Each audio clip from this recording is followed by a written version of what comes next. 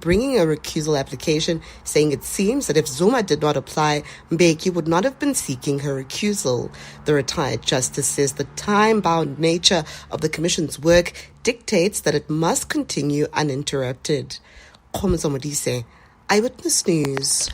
Diani Hlungwane, the former head of finance at Crime Intelligence, has told Parliament that he was paid more than 6 million rand while sitting at home after being unlawfully pushed out of that department. He told Parliament's ad hoc committee investigating allegations of police corruption yesterday that he was frozen out of his post because he was fighting corruption and abuse of secret funds for political purposes.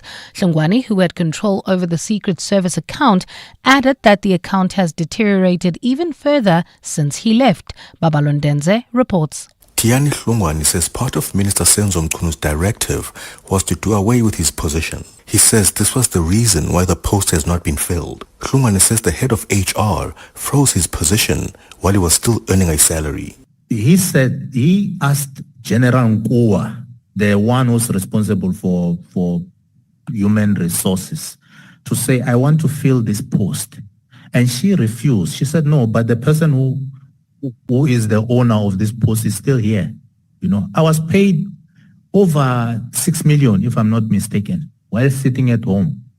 Hlungwane also accused former Minister Clement of pushing for his removal, despite not having the authority. Babalondenze, Eyewitness News. The ANC in Johannesburg says disgruntled coalition partners who want Dada Morero removed as mayor should raise their grievances internally. Yesterday, another attempt to remove Morero from office fell flat after the coalition asked Al-Jama to withdraw the motion. Despite Al-Jama being part of the coalition, the party sponsored the bid for Morero's removal, citing a lack of confidence in him. ANC Regional Secretary Sasabona Manganye says coalition disagreements must be dealt with internally and not through motions of no confidence. As partners, we can't, raise grievances through motions of no confidence. Platforms to raise whatever grievance they have about the executive mayor will be created for them to air their grievances. But a motion of no confidence, it's not an option. The KwaZulu-Natal Education Department has criticised ongoing protests at the Addington Primary School in Durban. For 3 weeks now, civic organisation March and March alongside Operation Dudula and the MK Party have picketed outside the school. They've been demanding placement for South African children at that school while also calling for the deprioritisation of foreign learners. Ntlantla Mabaso has more. Ongoing demonstrations at the school have turned violent with clashes between local and foreign national parents outside the school premises. Provincial Education MEC Sipho Hlomuga visited the school after being accused of missing in action. In response to the criticism, Hlomuga says his delayed visit does not mean he was not paying attention to the matter. He says all 54 children who were unplaced have now been allocated classrooms. It must be stated clear that learners, regardless of their background, cannot be targeted or victimized. As the Constitution of the Republic of South Africa is unambiguously, every child within our borders has a right to basic education. Violence has no place in our schools. The MEC has also warned that any disruption at schools will be dealt with decisively. Ntlantla Mabaso, Eyewitness News, Durban. And UN Chief Antonio Guterres has called for diplomacy to resolve spiraling tensions between Iran and the United States. Both countries have been trading military threats amid President Donald Trump's push for a nuclear deal with Tehran. But the American president appeared to soften his tone last night, saying that he hopes to avoid military action against Iran and plans to have further talks on a possible nuclear deal. Guterres believes that the situation can be resolved through dialogue. We do not want to see, and I believe the Iranians tell us that they also do not want to have nuclear weapons. So if that is the case, all the conditions are there for a serious negotiation to take place, and I encourage the parties to seriously negotiate in order to avoid a confrontation that would be a tragedy. Gold is trading at $5,213.96 an ounce. The rand is at 15.85 to the dollar, 21.76 to the pound, 18.86 to the euro, and Brent crude oil is at $70.71 a barrel. And in the traffic, we've got delays in Tembisa along the R21 North approaching Oliphants-Fontaine Road. There's also queuing traffic on the M1 South between Grayston Drive and Corlett Drive, while traveling on the N12 as well as the R24 West bumper-to-bumper traffic between Edenville Road and the Glulies interchange. A partly cloudy Friday in store for Gauteng with scattered afternoon showers expected. Temperatures will peak at highs of between 25 and 28 degrees. The top story in EWN this hour, the recusal application by former Presidents Thabo Mbeki and Jacob Zuma for the chair of the TRC cases inquiry has now been dismissed. EWN, in touch, in tune and independent. For the latest, visit ewn.co.za or download the EWN app. Get your brain in the game and win big on the Brain of 702. Enter now on PrimeMediaPlus.com. T's and C's apply. You're with Clement Manyathela On 702. Let's walk the talk. Streaming on the Prime Media Plus app. DSTV channel 856. 92.7 and 106 FM.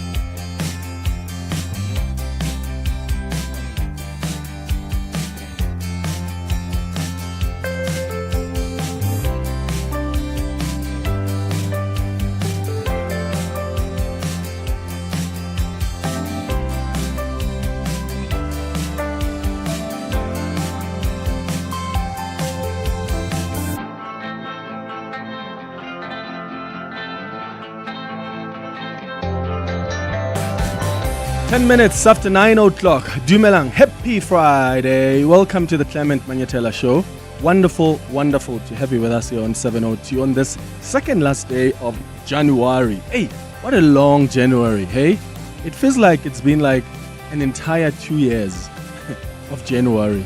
It's Friday, so we do Gratitude Friday on the 702 open line. You can call us on 011-883-0702. The WhatsApp line is 072-702-1702. Tell us what you are grateful for this week. Here's a question. Is President Cyril Ramaphosa protecting his comrade Senzo Mchunu? Senzo Mchunu's name doesn't feature on the list of names that the Commission has recommended for investigation, which the President has directed the special task team to probe. Nothing stops the President from acting if he's so concerned about what's come out of the Commission so far regarding Senzo Mchunu. The President is not obligated to wait until the Madlanga Commission finishes its work. I mean, it was clear to everyone during Senzo Mchunu's testimony that he issued an unlawful instruction regarding the disbandment of the PKTT. It was quite clear that the minister didn't follow the right process in disbanding that task team. So it's suspicious that the Commission would not even mention the minister's name and recommend to the President to consider action. I really find that to be quite suspicious. And please, don't tell me that the Commission wants to wait until the end of its work. It still wants to hear from the minister again before any recommendation. That doesn't fly, because there are some people even on this list that is going to be investigated that have not even appeared before the Commission yet. to tell their side of the story. And yet, the commission has still recommended that they be investigated. But that's for the commission to explain. Why is the president not acting against the minister? Doesn't he believe that there's prima facie evidence against Senzo Mchunu? That he failed to consult before taking such a big decision about the PKTT? That he interfered in operational matters by instructing the National Commissioner first to disband the PKTT immediately, failed to even do a review of the task team before disbanding it. And he really compromised investigations because the dockets got stuck at head office before they were sent back to the task team. So does the president think this is not serious enough to warrant Senzo Mchunu's removal from office? Listen to the conversation I had with Vincent Magwenya, who speaks on behalf of the president. I spoke to him on my show last night on Face the Nation. I suppose what is frustrating, Vincent, is that the minister has made concessions at the Madlanga Commission. The president is not legally obligated to even follow any recommendations of the Madlanga Commission. So saying that he's waiting for that process to be concluded, I think, is a cop-out. Let's look at what the minister has conceded to. He has failed to consult before taking such a big decision to disband the PKTT. That's one thing that the Madlanga Commission has made it clear to him. He interfered in operational matters by instructing the National Police Commissioner to disband the PKTT immediately. He failed to even do a review of the task team before disbanding it. That compromised investigations because dockets got stuck at head office before they were sent back. Is that not serious enough for the president to say, I am not going to let you stay in office while taxpayers are paying your salary? I am going to ask you to step aside because what you stand accused of and what you've just conceded to is quite serious, unless the president doesn't think what I've just mentioned is serious. No, it is quite serious, and it is a concern to the president. That's why the president has placed him on special leave.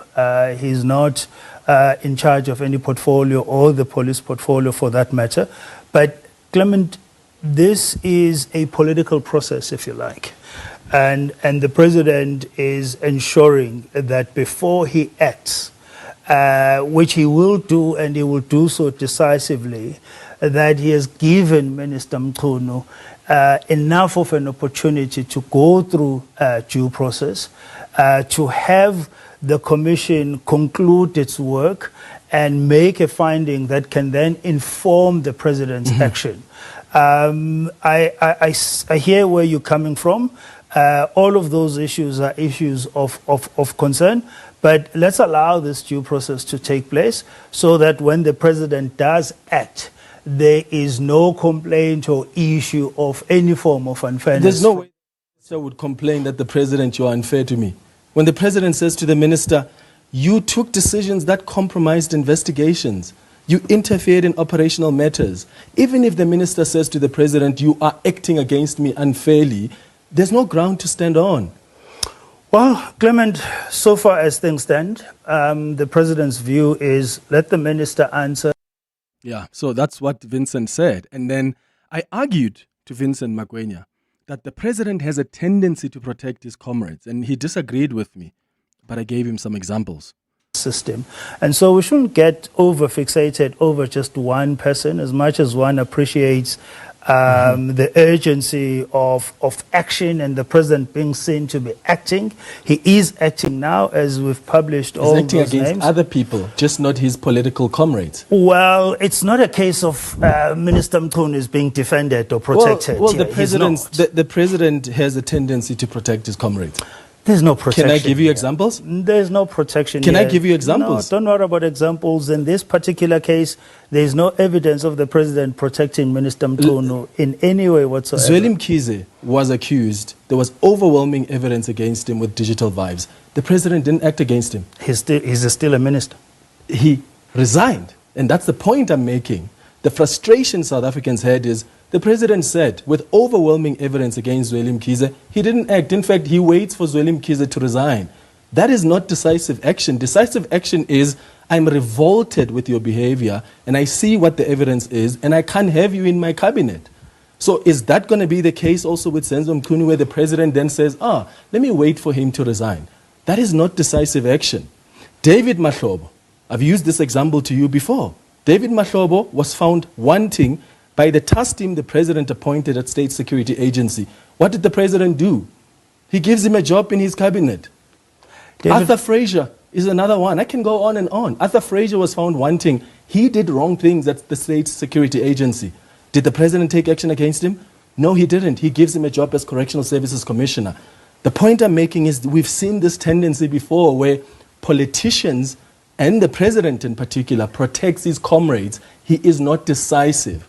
And hence now the frustration is, if really the president is concerned about what has been revealed in as far as the behavior of Senzo Mchunu, why would he want to wait for the commission to finish its work? Yeah, no, I think, Clement, your definition of protecting will be different from mine. Okay, so that's what Vincent Magwenya said last night. So this morning, and I want you to listen to me quite attentively now, I got a message from Vincent Magwenya trying to correct what he says is a factual error that he made last night when he was on my show. And for me, this reveals something that we have not been told by the presidency. So he says to me on a message that I conflated the findings with recommendations last night when I spoke to you. Indeed, and this is very important, indeed, the commission made findings against Minister Mchunu. However, it did not make recommendations. That's how I should have formulated my response to you. Now, I'm going to pause there. He goes on to explain and repeat some of the things that he had said during the clips that I had played you. But here's what's important to me. Vincent Magwenya is confirming that the Madlanga Commission made findings against Minister Senzo Mchunu. But they didn't make recommendations on what should be done. Which means the president is sitting right now with a finding against his cabinet minister, and he's choosing not to act just because the Madlanga Commission has not recommended what he should do. And once again, like I stated to Vincent last night, that's a cop-out. And I have asked Vincent, can you please share with us what the finding is? And Vincent said, I can't share the finding, unfortunately, because the report is not public. So there's a finding against the minister. They don't want to tell us what the Madlanga said. What is this finding against the minister? But the president is sitting with it and is willing to have us as taxpayers continue to pay the salary of Senzo Mchunu. And then when the commission is finished at some point, when so many thousands of rands have been paid for this man who's sitting at home, who has clearly made concessions and admitted to wrongdoing in his behavior in as far as following the process is concerned. You remember the concessions he made at the Madlanga Commission. We're going to pay his salary. And the action is going to be, I can bet you, there's no way President Cyril Ramaphosa is not going to act against him. He's just buying time. For what? I don't know. But that is disappointing. It is disappointing that there's a finding against your cabinet minister, and you're going to use the justification and explanation that, but there's no recommendation to justify why you are not acting against them. Let me know your thoughts. 011-883-0702. WhatsApp's 072-702-1702. At 10 o'clock, we're going to do the Across the Desk feature. Today I'm hosting traditional healers on Across the Desk, and we're going to find out more about their work and their calling. Because, for generations, traditional healers have been custodians of knowledge, custodians of culture, spiritual well-being across African societies. Long before hospitals, pharmacies, and medical aid schemes, communities relied on traditional healers not only to treat illness, but to make sense of life's challenges. So they're going to join us between 10 and 11 o'clock. At 11, we do our relationship and sex feature. It's adult radio, so the kids are not allowed. And today we're going to be talking about sex toys. And we've got two people who actually sell sex toys. We've got sex toys stores. So they're going to be joining us to talk to us about also this societal stigma that continues about sex toys that keep people away from enjoying their full potential. So that's at 11 o'clock on our sex feature. That's the show coming up over the next 3 hours. Clement Manyathela, streaming on the Prime Media Plus app. DSTV channel 856, 92.7 and 106 FM. Tsepo, you calling from Pretoria. Good morning. Good morning, Clement, and thank you for taking my call. Sure. Look, that was my first submission, first to say the interim report that was submitted to the President did have the Minister Senzo Mchunu's name, but there was a finding and a recommendation to that effect. But I think we have since answered the question. I think my next question is that I was a little bit struck by the name of the gentleman that have been appearing in the commission for the past 2 days. What is his name? Sonona, if I'm not mistaken. Yeah. I've seen his name do appear as well. There was a finding as there's a recommendation. Yeah. But now the question is that does a person, there is a finding even before the person appeared before the commission or even he completed his testimony before the commission. I was a little bit struck by that because it appeared to me as if that the commission they have already made a conclusion about his submission even before he finishes his testimony before. I think the commission relied. Remember, the commission had not even heard from Lisitsha Sinona because this interim report was sent last year. Remember. So I think what the commission has relied on is the testimony of other witnesses. Remember, there's evidence that has been presented of the very same WhatsApp messages that were put to Sinona to respond to. That evidence has already been presented to the Madlanga Commission. So I think the commission relied on the other evidence from other witnesses to warrant and justify why they think that this man must be investigated. Even before he presents his side of the story, they were satisfied that there is prima facie evidence. For instance, there are other people like who is the Gauteng organized crime head, Shibiri. He hasn't appeared before the Madlanga Commission yet, but they still recommend that there must be investigations against him. Why? Because there's been overwhelming evidence that suggests that he may have acted improperly. I hope that makes sense. No, it does make sense, Clement. Thank you. Thanks for your call, Tsepo, in Pretoria. Mark, you are in Centurion. Hi. Morning, Clement. Look, it's quite clear that Ramaphosa always protects buddies in government. And if they're aligned to him, then obviously they can do whatever they want. If you look at the case of Andrew Whitfield, who asked Ramaphosa about, 10 times if he could go overseas, where Ramaphosa actually neglected in his duties to give him an answer one way or the other. Andrew Whitfield went anyway for a visit overseas, and he gets fired for it. I mean, there's no problem. Why? Obviously because he's a DA member. However, ministers like Mocheka, who's got blood on her hands from the soldiers that died in the DRC, I mean, we could even get them back to debacle with the naval exercises. If he always wants to listen to recommendations from everybody else, because he can't govern and he can't make up his own mind, then we basically difference. At the same time, the Zondo Commission's recommendations have been lying on his desk for, 2-3 years, and he hasn't done anything about it. And educates a lot of his ANC buddies. Yeah, your line is breaking there, Mark, but it's not factual that he hasn't done anything about the Zondo Commission. In fact, the presidency has released a report demonstrating that 50 or 60%, if I'm not mistaken, of the recommendations have been implemented. There may not be specific ones where you and I are most interested in because we want to see politicians and action taken against them. But to say nothing has been done is not necessarily factual. But I get the point that you're making, Mark, in Centurion. Thanks for your call. Joe, you're in Davidton. Hi. Clement, shortly for it. How are you? Hi, Gimnat. Wena? Good. Shortly. Hariboni, don't we see that his aim, yes, he's going to take action against Senzo, but he wants to enrich him first. Unlike other people, ordinary people, bakubuya mmereko mbahluphehile. Wena ba batla enrich pele. Sharp, Clement. Ish. Yeah, and bamu enrich ka tšhelete ya hao, Joe. As a taxpayer, that's you paying Senzo Mchunu's salary while he sits at home. And I can bet you guys, the president will act against Senzo. Senzo is not going to come back to cabinet. No ways. It's not going to happen. But why is the president buying time like this? Why is he not being decisive and acting now? And watch, Senzo is going to resign. Because that's how our president operates. He claims to be decisive. It is not being decisive when you sit down with someone and you say to them, oh, please resign. Or the person decides out of their own volition to resign, you failed to be decisive. Decisiveness is, Senzo Mchunu, I see the evidence against you there. You yourself has conceded that how you've done things is wrong. Therefore, I'm going to ask you to leave. That is decisive action. Zweli Mkhize, I see digital vibes and what is happening there and how your family continues to be linked to that corruption in some way. I'm going to ask you to leave. That's not what the president does. He waits for them to resign or even asks them to resign, whatever the case is.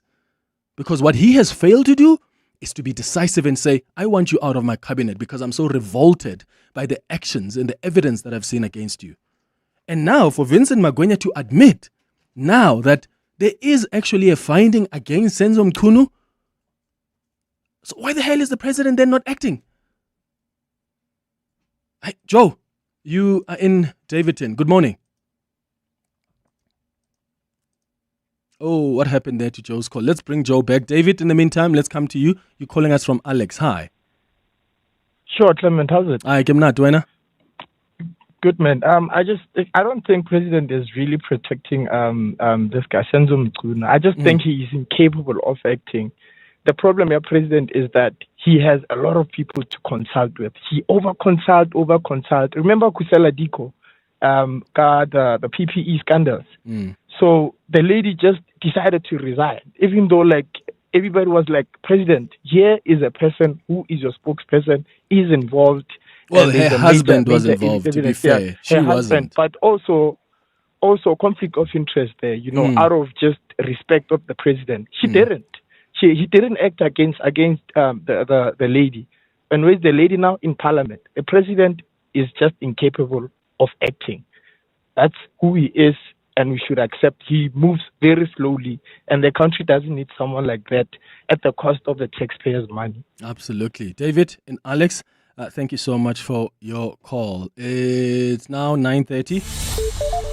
Time for the latest in Eyewitness News headlines. By the way, I also interviewed the acting Minister of Police, Firoz Kachalia, last night on Face the Nation, and he confirmed that all of the cops that this special task team is going to investigate, right? All of these guys that the Madlanga Commission has recommended that action be taken against them, they are going to be put on precautionary suspension, which is good. That's what we were talking about on the Open 9 yesterday, remember? Why are these people still on the job? Why can't they be suspended precautionary while investigations continue? So I was happy to hear the acting Minister of Police confirming last night that that's actually what he has suggested also to the National Police Commissioner should be the case. So they are going to be put on precautionary suspension. Mbali, good morning. Thanks, Clement. Good morning. Former Public Enterprises Minister Malusi Gigaba is expected to make a return to the Palm Ridge Magistrates Court this morning. Gigaba is alleged to have received kickbacks from locomotives deals within Transnet. He is charged alongside 4 Transnet executives, Brian Molefe, Siyabonga Gama, Anoj Singh and engineer Tamsanga Giane. Justice Sisi Khampepe has dismissed an application by 2 former presidents for her to recuse herself from chairing the TRC cases inquiry. Former Presidents Thabo Mbeki and Jacob Zuma wanted Khampepe to recuse herself, citing bias on her part. The Commission is investigating alleged interference and concerted efforts to stop the prosecution of cases referred to the NPA by the Truth and Reconciliation Commission. And UN Chief Antonio Guterres has called for diplomacy to resolve spiraling tensions between Iran and the United States. Both countries have been trading military threats amid President Donald Trump's push for a nuclear deal with Tehran. Those are the headlines. This EWN and more at 10 or as it happens. EWN Traffic. There's queuing traffic on the N12 as well as the R24 West between Edenville Road and the Glulis interchange while travelling on the M1 South towards Harton. Some delays approaching Harton Drive. Please be on the lookout there. And if you are travelling in the Tembisa area, do remember those roadworks that are taking place along the R21 North. Heavy delays towards Olifantsfontein Road. As a result, we're seeing delays reported on the M57 as well as Olifantsfontein Road turn-off. So please try to avoid these roadworks. You can still travel via the N1 North towards the city of of Tshwane through Midrand. I'll have more traffic updates. Stay tuned. There's more EWN on air, online, and on the EWN app. Africa Milani. Weekday mornings, 4 to 6. Executive Mayor of Joburg, Dada Morero, saying that there are signs of improved service delivery under his leadership. Residents of Joburg are going to smirk at that. Where? Early in the year, before Cyril Ramaphosa came to visit Joburg, there was this big there was a little bit of hustle and bustle around the city as well, right? Trying to make things look nice. And that is an indication of a leadership and of a system that is reactive and not proactive. Stuart Morrison is with the Good Governance Africa, reflecting, of course, on developments in the city of Johannesburg yesterday.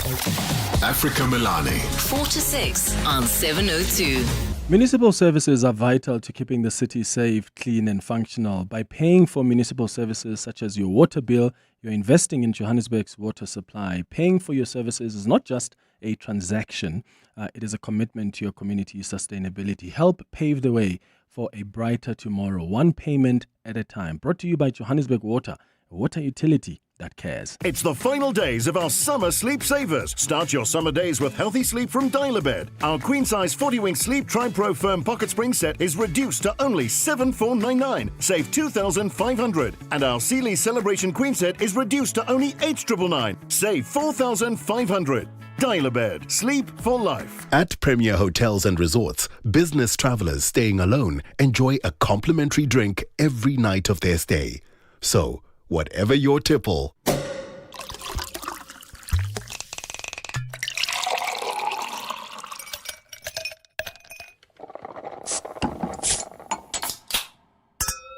it's on the house at any of our 24 hotels and resorts nationwide.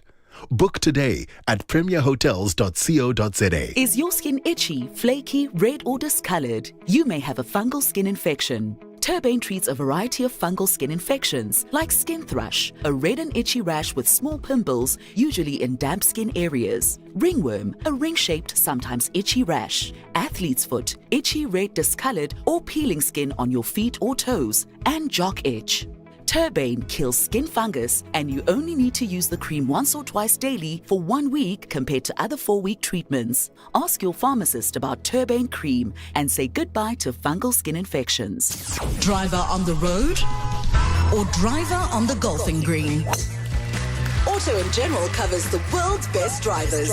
Auto & General, the official regional insurance partner of Live Golf South Africa 2026 and 702 are putting your driver knowledge to the test. For your chance to win a share of 100,000 Rand. Up to the challenge? WhatsApp 072-702-1702 with the keyword Auto & General and follow the prompts. Every day next week, 702 Breakfast with Bongani Bingwa could call you back to play. Thanks to Auto & General on 702. TCs and more on primemediaplus.com. Auto & General is a licensed non-life insurer and FSP. Your voice. Your station. Your open line. Walk the talk with Clement Manyathela on 702. 25 minutes before 10 o'clock. This is the 702 open line. We're having a conversation this morning about, well, first of all, Gratitude Friday. What are you grateful for this week? But also, what happened yesterday, the president announcing that there will be an establishment of the special task team that's going to investigate this long list of mostly police officers who the Madlanga Commission has recommended that further investigation be done against them, because from the evidence that Madlanga Commission has had so far, there's prima facie evidence against them. So the president has directed the police minister to establish, together with the National Police Commissioner, the special task team. So the police minister told me last night that all of those people mentioned are going to be put on precautionary suspension while investigations continue. But Vincent Magwenya tells me that the president wants to only act against Senzo Mchunu when the commission is done, as if there's any law that says you must wait for the commission to be done. By the way, even if the commission is done and there's a recommendation against Senzo Mchunu, the president is not legally obligated to act on it. He's not. The commission's recommendations are just that, recommendations. Well, unfortunately or fortunately. But that's the case. So the president could choose, not interested, I'm not going to implement this. It won't look good for him, but he wouldn't be breaking the law. So Vincent Magwenya, as I said, if you missed it earlier, sent me a message this morning confirming that, look, I made a mistake last night because I was conflating two things. I conflated findings with recommendations. And he confirmed that the commission actually did make findings against Senzo Mchunu. However, it did not make recommendations. And as a result, the president wants to wait for the minister to go back to the commission to respond to more allegations, and then the president will take action at the end, which I think is crazy because even the commission itself has not waited for all people to come and give their side of the story before they can recommend that further investigations be conducted against them. There are people who are on that list who are going to be investigated that have not even appeared before the Madlanga Commission. So why does the president think that for there to be action taken, what must happen first is for someone to conclude their testimony, which Senzo Mchunu has done, by the way, but the president wants him to go back to the commission. I find that to be very suspicious. And my argument is that the president, once again, is protecting his political comrades. We've seen him do it with Senzo Mchunu, where in the face of overwhelming evidence, he just wasn't interested to act until last minute when Senzo Mchunu, when Zweli Mkhize resigns. David Mahlobo, findings against him in a report that Sidney Mufamadi worked on about the State Security Agency and the role of David Mahlobo there, the role of Arthur Fraser there. Can you imagine? The president established a task team. He appointed Sidney Mufamadi, spent money on that task team and said, please go investigate what happened at the State Security Agency. Sidney Mufamadi comes back and says, hey, there was a politicization of that agency. It's broken apart, Mr. President. And these are the people who were contributors to the breakdown of that system. David Mahlobo is one of them. Arthur Fraser is one of them. Do you think the president took action against them? No. In fact, he promotes them. He gives them jobs. David Mahlobo gives him a job in his cabinet. Arthur Fraser gives him a job as Correctional Services Commissioner. Really? You're going to claim that that's a president who's serious about accountability? You're going to claim that that's a president who is serious about decisive action? I'm not convinced. Sorry, I'm not convinced. So I played you a clip of the conversation I had with Vincent Magwenya. So I'm going to come to your calls in a moment. I'm told that we seem to be experiencing a delay and problems with our WhatsApp line. So I'm going to ask that you rather call us on 011-883-0702 if you want to weigh in on the conversations we're having, because, but that our technicians are busy trying to sort out our WhatsApp line. There seems to be something wrong with it there, but that's a technical issue that they're sorting out. In the meantime, though, let's talk on 011-883-0702. Here's another clip I want to play for you. I had a conversation with, guess who, Brown Mokhotsi last night as well. And he claimed that part of the reason he doesn't want to accept parliamentary security is because he is scared of the state. So he says he thinks the state is the one that wants to kill him, right? So I asked him, when did you actually get your security, Gandhi? Because it's an advanced security. He says, I think he said there are probably about 6-8 people or so that are protecting him. And I was like, this advanced security, when did you get it? He's like, because I fear for my life. So when did you get it? He said he got it in September last year. And then I asked him, so why did you drive on your own in November last year when you ended up surviving a shooting? And I say that in inverted commas.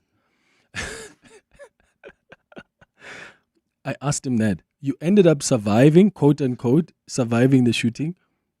Why would you drive on your own if really you've got such advanced security and you know that the state wants to kill you?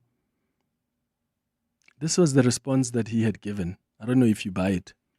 When did you get the security company to start protecting? I cannot determine that. You can't determine when you started using them? Last year, it was last year. When last year? In November, it was around, in August? I think September last year. No, before October. So around September. So where were they then? when you were shot and you managed to run away from that shooting? Because if really you are so concerned about your security and it's so advanced, how did they let you drive on your own to a point where you survive a shooting? Alone, yeah. Yes, and that's a very good question. Thank you, Clement. It's time to clarify that.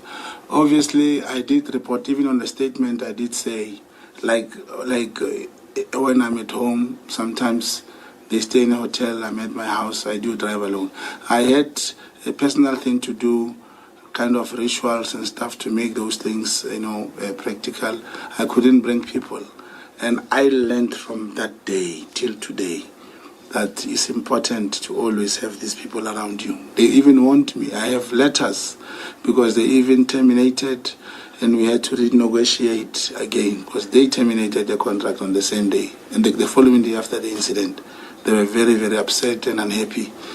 And being a layman, not used to that kind of life, I did not really take that serious like I'm doing now.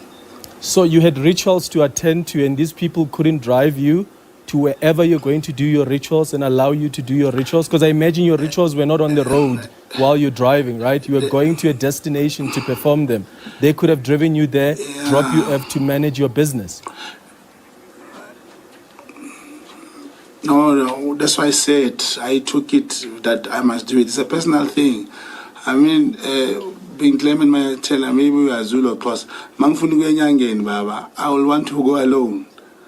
It's just that kind of yeah, but you can be dropped off. So if me Nyangeni and my life is in danger, they can drop me off. They can even drop me off at the corner. They don't have to drop me off at the Nyangeni that I'm going to. So yes, you are right. That's why I say I learned from that to never ever let these people off me. Like they should not be. I should never have that situation again. I learned. You'll take it light. You'll think. I even drove a car from Mafikeng, which I thought people did not know. Have you deposed a statement regarding that shooting to the police? Yes, the investigation is on. Even now, I've been conducted. They have found some DNA samples. The forensic people. The investigation is very positive, and I'm happy with it. Okay. Yeah, there was a question there. I was asking him if he's still an agent of the state. And he said, well, that's immaterial. I was like, the state that you are an agent of is trying to kill you. And he said, well, that's immaterial. Senzo, you're calling us from Krugersdorp. Good morning. Sure, Clement, how's it? I know, I'm good. No, man, Clement, this guy is lying. Everything he's saying is just a lie and a lie and on top of a lie. I've had people who have got security detail in their vicinity. When you say that the security company they cancel the contract, how can they cancel the contract of a client without the consent of a client? No, man, this must take us serious. This guy must just tell the truth. He decided to went on his own to stage whatever was doing that is being sorted because he had to go alone because he didn't want to leak with the security guards because we have heard in the past that security guards, private security guards leak information and whatnot. So I think he was scared of that. So he decided to go alone. So now to come to us and lie, no, we're not being respected in this country. We're not being respected at all because they know that South Africans are completely, they just keep quiet, they're not going to do anything. Senzo in Krugersdorp, thanks for your call. Judah in Centurion, hi. Hi, Judah. Hello? Peter. Sure, go ahead. Sorry, Clement, Peter. Clement, I think with this Senzo Mchunu thing, I think we have to take a step back, is the CR7 files. I think that is the crux of the matter here. Senzo was behind putting those under lock and key, was he not? He was on the slate of Cyril Ramaphosa. In fact, the president, before he became president and was elected, wanted Senzo Mchunu to be the, was it not deputy, it was Secretary General of the ANC, if I'm not mistaken, yeah. So they worked together on that CR campaign. Yeah, but those whole files were put away under Senzo's lock and key, so he knows what is in those files. So is it a case where our president is now saying, well, if I do anything to him, he might open his mouth. Hey, who knows, Judah? Who knows? Maybe that is the case, because it just doesn't make sense to any of us. It really doesn't. Yeah. So maybe that is the case. I don't know. Thanks for your call, Judah in Centurion. Seppo, you're in North Riding. Hi. Hi, Clement. How are you? I'm all right, man. Go ahead. I'm good. I just wanted to support your statement when you said the president is protecting his comrades. You have to remember the crucial part Senzo Mchunu played in the CR17 campaign, especially in the KZN region, which was very hard for the president to win. Now, politics can sometimes get dirty. I do believe in order for Cyril Ramaphosa to get KZN, he had to play dirty. Now, it's not going to be easy for President Ramaphosa to just kick out Senzo Mchunu. This is the time for Ramaphosa to return the favor to Senzo Mchunu. You are right. He's going to ask Senzo Mchunu, could you just resign to tone down? Next year, when we have something trending, they'll find a position for Senzo Mchunu in Luthuli House, and you'll be back. And, you know, my thing, Seppo, is, you see, there's something different between Cyril Ramaphosa and Jacob Zuma. Jacob Zuma, I think, in my experience, actually, took decisions and just stood by them and didn't claim to be anything else. Like, President Cyril Ramaphosa claims to be an ethical leader. He claims to be a different leader. He claims to do things differently. Like, Jacob Zuma never claimed any of these things. Jacob Zuma just came and was like, I'm a president. I'm going to take decisions. You're going to like some of them. You're not going to like some of them. Take it or leave it. So if you're going to claim that you are an ethical leader, you care about ethics, you care about making decisions that are right at the right time, and then your behavior is contradictory, then you're treating us like kids. You think we're stupid. Can I also add, we as a country, we got scammed by President Ramaphosa, because you remember how he insisted that he's going to root out corruption, he's going to do... Now look what's happened in our country. So he scammed us really good, eh? He scammed the country really good. Tsapo in North Riding, thanks for your call. It's 10 minutes before 10. Hollywood Bets invites you to take the lead. The sizzling summer competition is giving you a chance to bask in horse racing glory and blaze into red-hot rewards. Bet 50 Rand or more on horse racing online or at your nearest branch, and you could win a share of 1 million Rand in prizes. Enjoy a star-studded lineup of equestrian events this summer and settle up for a season of success. Bet now.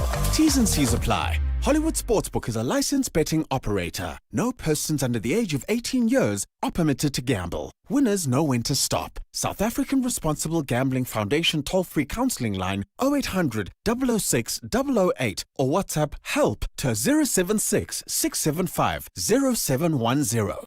Get your brain in the game, because the brain of 702 is back with your chance to flex your general knowledge smarts. That is the 3,000 Rand up for grabs every day, and Brain of the Week wins 10,000 Rand, plus a spot in the finals to compete for the grand prize, 30,000 Rand cash. Enter on primemediaplus.com now, then catch 702 Breakfast with Bongani Bingwa and 702 Drive with John Pellman for your chance to be the brain of 702. T's and C's and more on primemediaplus.com. Let's hear from Al, owner of Johnson's Cable, why it pays to switch to OUTsurance Business Insurance. I thought it was going to be difficult to switch to OUTsurance Business Insurance. Switching was so quick and easy. I'm happy with the premium that I'm paying now. For electrical, tradesman services, and all other businesses, get a quote today and see why it pays to switch to OUTsurance Business Insurance. Visit outsurance.co.za or call 08600 60,000 today. Licensed insurer and FSP. TCs and information online. The G20 Summit is a stepping stone towards a brighter future for the city. Josie My Josie has launched the Babize Bonke campaign to shine a spotlight on some of the extraordinary champions who are reshaping Johannesburg from the ground up. I'm Dr. Taddy Pletcher, CEO of the Maharishi Invincibility Institute. Through our programs, we have raised over 800 million Rand for free education helping formerly unemployed South African youth to enter the job market.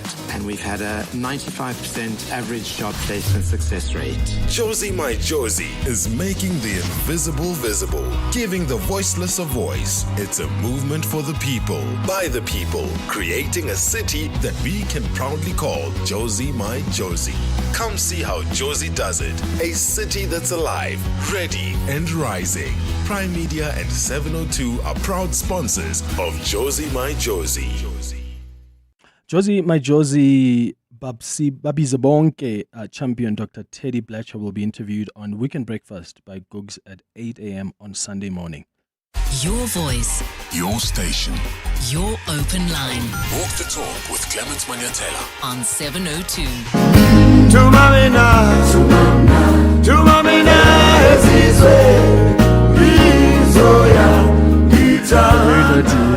I had nothing to do with that. That's Abel who just played that. Tumamina, remember? Nick, you calling us from Sandton. Good morning. Wow, that was so unfair. That song just tripped me. But nonetheless, let's see. Clement, I think there's a very interesting story about, as you've said, how Vincent has responded. He's really revealed a lot more than we can imagine. Now we know there's evidence that the minister has been found wanting to some extent. Yeah, there's a finding against him. There's a finding against him. Now, my take is, based on that, I believe the president, so let's not trip on the legal issue because it's not about that. Based on the fact that there's a finding, the president should then be able to take action on him on the following basis. It's for the public good. Let's agree. It's for the public good. It's public trust. I'm trying to restore order. It's a very serious sort of a ministry and the department that really the world is watching. And I think on the basis of that, it's enough for him as the boss of that individual to take action. However, this issue about the recommendation is really an unnecessary technicality. You must remember that there was that Constitutional Court judgment which took place, I think, 10 years ago. The one for the EFF as well as the national speaker, which then says remedial action that are recommended by an investigative body, they do become binding.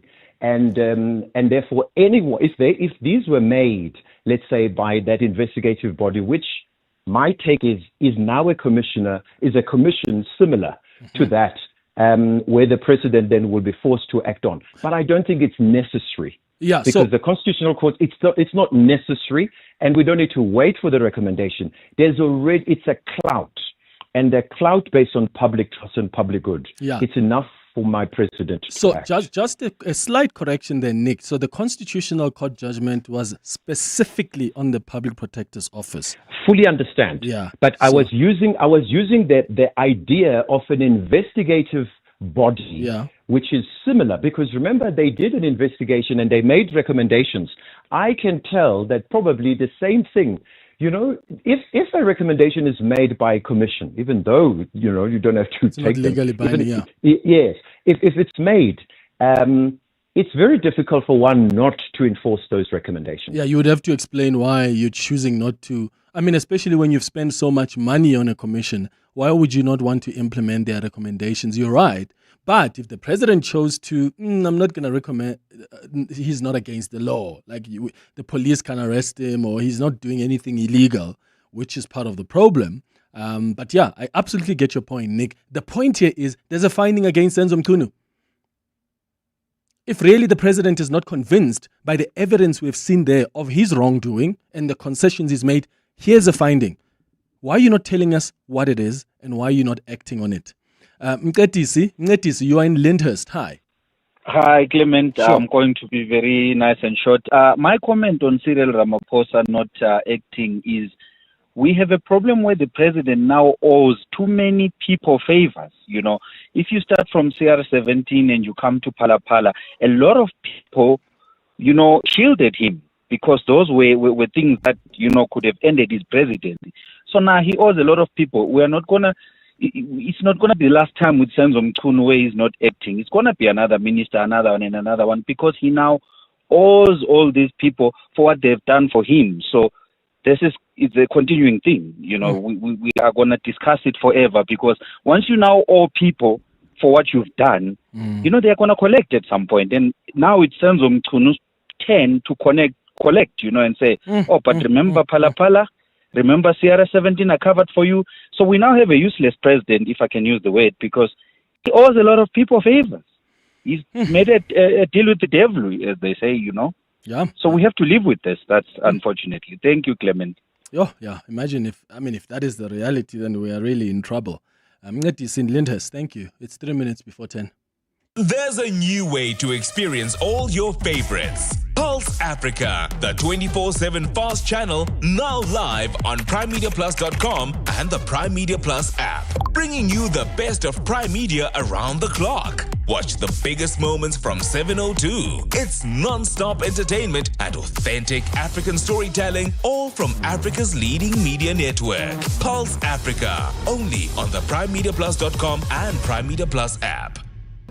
Clientele is here to safeguard you and your family with compassion, because life happens. Be part of a family that truly cares. Our funeral dignity plans have helped South Africans bury their loved ones with dignity for more than 30 years. Let us help you create a meaningful tribute that honors your life and those of your loved ones. We pay out within 24 hours, and you will get double accident cover with a clientele funeral plan. Our plans are affordable. Pick the option that suits your needs. It's easy to apply. No medical examinations and no paperwork. SMS funeral to 31586. That's 31586. Clientele Life is an authorized FSP and licensed life insurer. T's and C's online. Standard rates apply. You may not know this, but that genius, Albert Einstein, he never wore socks. Which proves that even the smartest people aren't always smart. But you can shop like an absolute genius at Deco Furniture with unbeatable deals on office chairs, desks, and much more. Plus up to 50% off end-of-range items.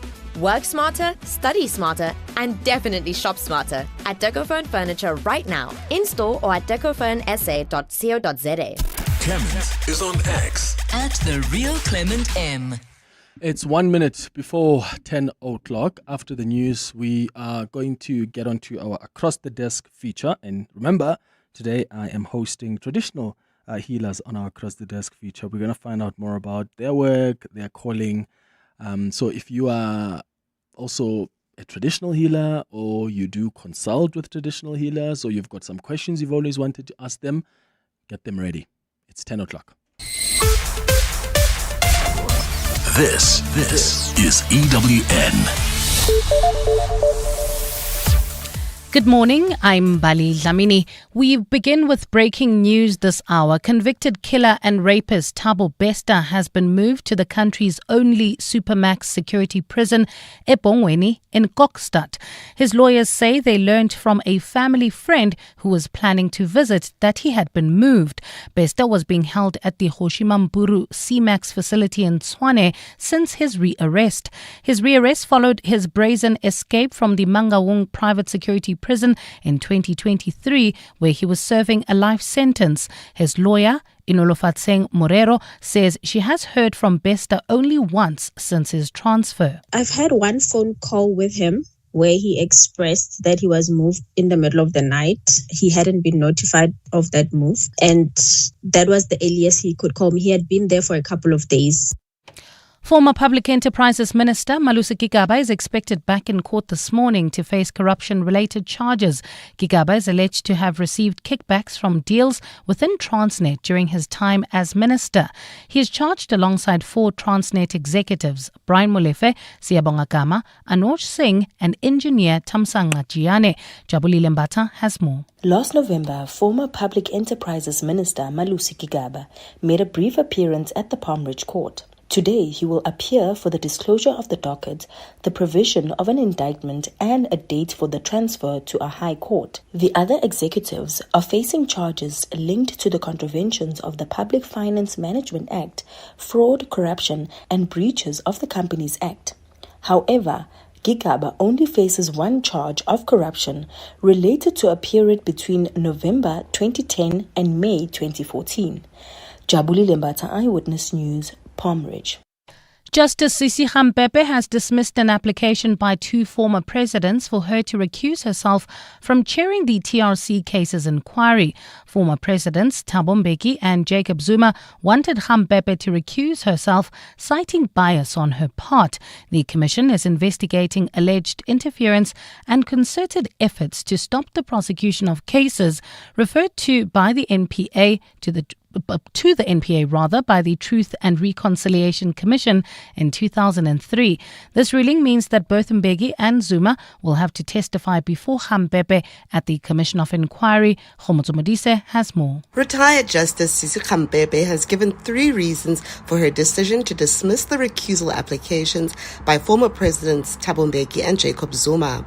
She cited that they delayed unreasonably, failed to provide proper explanations for their delays, and that such delays demonstrate that the apprehension of bias is not reasonable. Khampepe has also dismissed arguments by Zuma that she made adverse findings against him in the Constitutional Court, which resulted in his arrest in 2021. Khampepe says there was also no explanation given by Mbeki for his delay in bringing a recusal application, saying it seems that if Zuma did not apply, Mbeki would not have been seeking her recusal. The retired justice says the time-bound nature of the Commission's work dictates that it must continue uninterrupted. Khomotso Modise, Eyewitness News. Let's move to Parliament now. Diani Hlungwane, the former head of finance at Crime Intelligence, has told Parliament that he was paid more than 6 million rand while sitting at home after being unlawfully pushed out of that department. He told the Parliamentary Ad Hoc Committee, which is investigating allegations of police corruption yesterday, that he was frozen out of his post because he was fighting corruption and abuse of secret funds for political purposes. Hlungwane, who had control over the Secret Service account, added that that account has deteriorated even further since he left. Babalondenze reports. Diani Hlungwane says part of Minister Senzo Mchunu's directive was to do away with his position. He says this was the reason why the post has not been filled. Hlungwane says the head of HR froze his position while he was still earning a salary. He said he asked General Nkoa, the one who's responsible for human resources, to say, I want to fill this post. And she refused. She said, no, but the person who is the owner of this post is still here. You know, I was paid over 6 million, if I'm not mistaken, while sitting at home. Hlungwane also accused former Minister Bheki Cele of pushing for his removal, despite not having the authority. Babalondenze, Eyewitness News. And UN Chief Antonio Guterres has called for diplomacy to resolve spiraling tensions between Iran and the United States. Both countries have been trading military threats amid President Donald Trump's push for a nuclear deal with Tehran. But the American president appeared to soften his tone last night, saying that he hopes to avoid military action against Iran and plans to have further talks on a possible nuclear deal. Guterres believes the situation can be resolved through dialogue. We do not want to see, and I believe the Iranians tell us that they also do not want to have nuclear weapons. So if that is the case, all the conditions are there for a serious negotiation to take place, and I encourage the parties to seriously negotiate in order to avoid a confrontation that would be a tragedy. Gold is trading at $5,213.96 an ounce. The rand is at 15.85 to the dollar, 21.76 to the pound, 18.86 to the euro, and Brent crude oil is at $70.71 a barrel. And in the traffic in Germiston, we've got an accident on the N3 North. It's actually in the Harrierdale area, just as you come off the Yearlands interchange. It's slowing down traffic towards the Geldenes interchange. And then there's also bumper-to-bumper traffic on the R21 North approaching Olifantsfontein Road. This is due to roadworks. A partly cloudy Friday in store for Gauteng with scattered afternoon showers expected. Temperatures will peak at highs of between 25 and 28 degrees. The top story in EWN this hour: convicted killer and rapist Thabo Bester has been moved to the country's only Supermax security prison, eBongweni, in Kokstad. EWN, in touch, in tune, and independent. For the latest, visit ewn.co.za or download the EWN app. You're with Clement Manyathela on 702. Let's walk the talk. Streaming on the Prime Media Plus app. DSTV channel 856. 92.7 and 106 FM.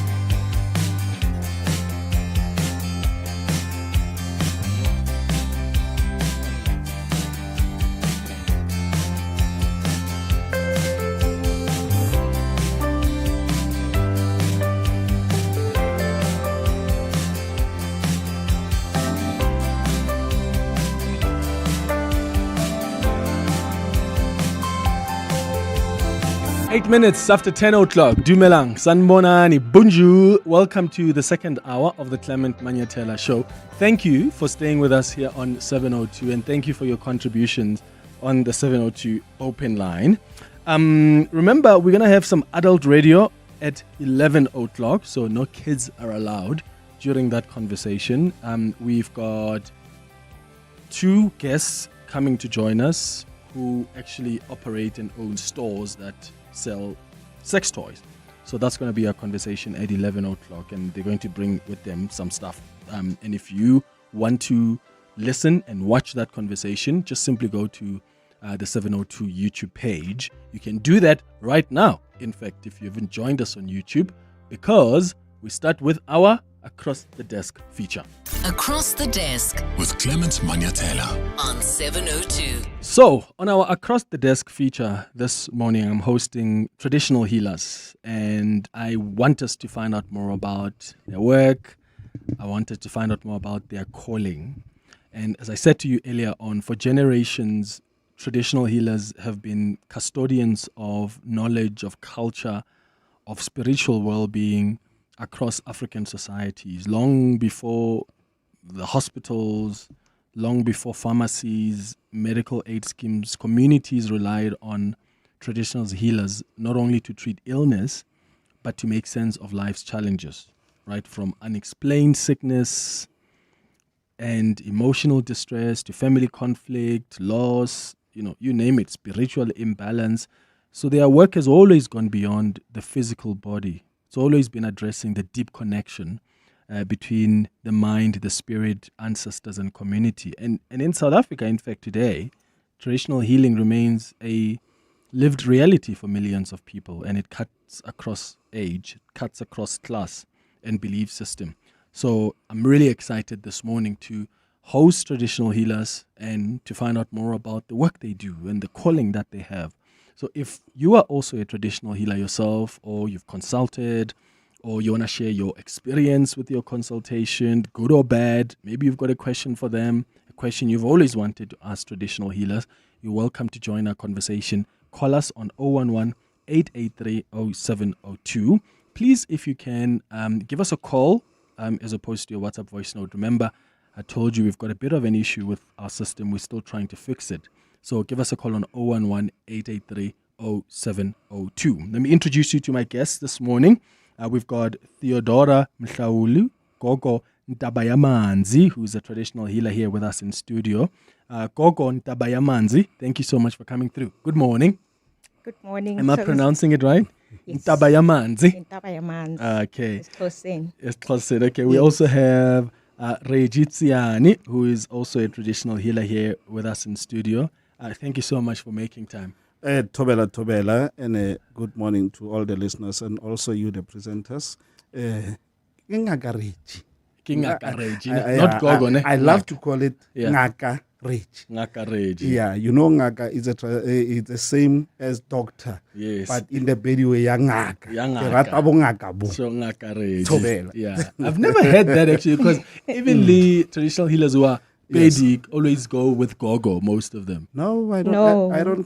They go Ngaka. They differ. Not all of them. Not all we of differ. them. Oh, Yes. okay. So I always start when we do Across the Desk, you know, because it's all about trying to find out more about the work people do and how they got into it.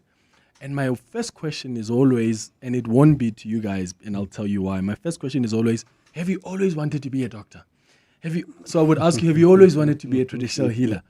But the reason I'm saying I can't ask it like that to you guys is because most of the traditional healers I know didn't at some point in their life think, oh, I would love to be a traditional healer.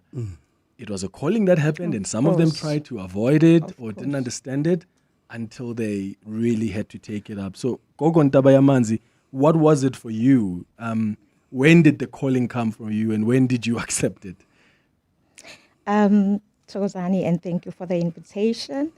I am Utiodora Mstauli, Gogo Ntabayamanzi, all the way from Protean North.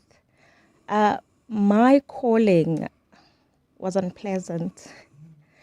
To such an extent, when I grew up, I would literally have nosebleeds, have blackouts that I didn't understand. And coming to a family that comes from the rural areas, Eskhoseni, they have to take me eskolweni lokishini. It was luckily, fortunately for me, it was a Roman Catholic school.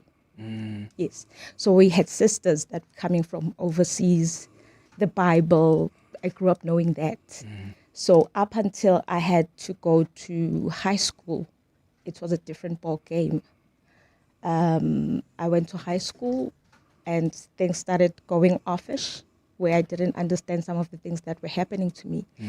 And then sengiphumile ngithola umsebenzi. Mangithola umsebenzi, I get a visa having to travel to Brussels in Europe. Abelungu sebanginukela kabi.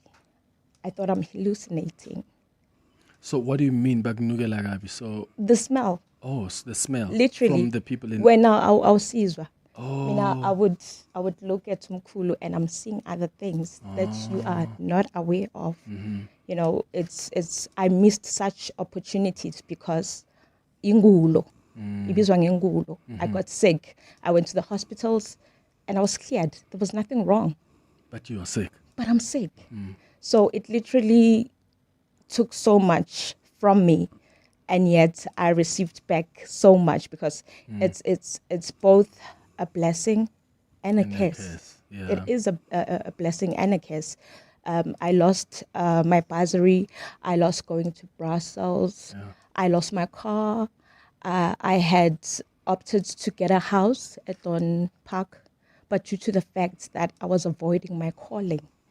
And I had been told by my great-grandmother at the time when she passed away, she was 107 years old. How old were you when she told you? I was 26. Okay. Yes, I was 26. You dismissed it. You didn't. I dismissed it because they told me a story that at some point I was 9, I would sleepwalk, and then I grew up in Orlando. So behind the toilets in Apandle, I went Gaeba. I dug up a chicken, and it was dead, and it was tied with, you know, it's those stories you feel like this is not real. Okay, and we'll get to the part about when then you decide to accept. And then when what was the calling like for you? When did you realize it? And did you have things happening? Did you try avoid it in the beginning?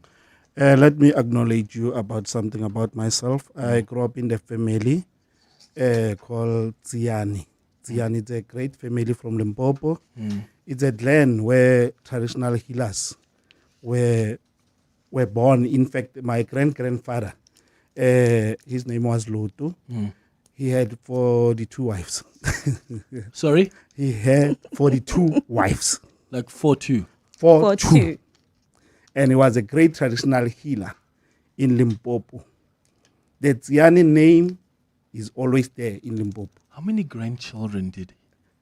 No, not even grandchildren, children. He had about 100 and... Oh my goodness. 126 children. You're never rekamus. Three. and then I grew up in that big family. But after the passing of my great-grandfather, and then because of this big family, and then they had some clashes and all that. But me, as a grandchild, I was born in the first family. Okay. Like the first one, the first wife of my grandfather. And then I was born there.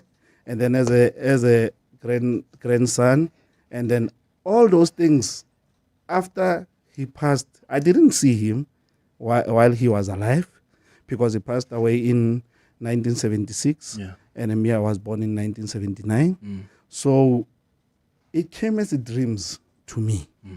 But on those dreams, as they said about me, my mother being giving birth to me, there was some stories while my mother was pregnant and all those things.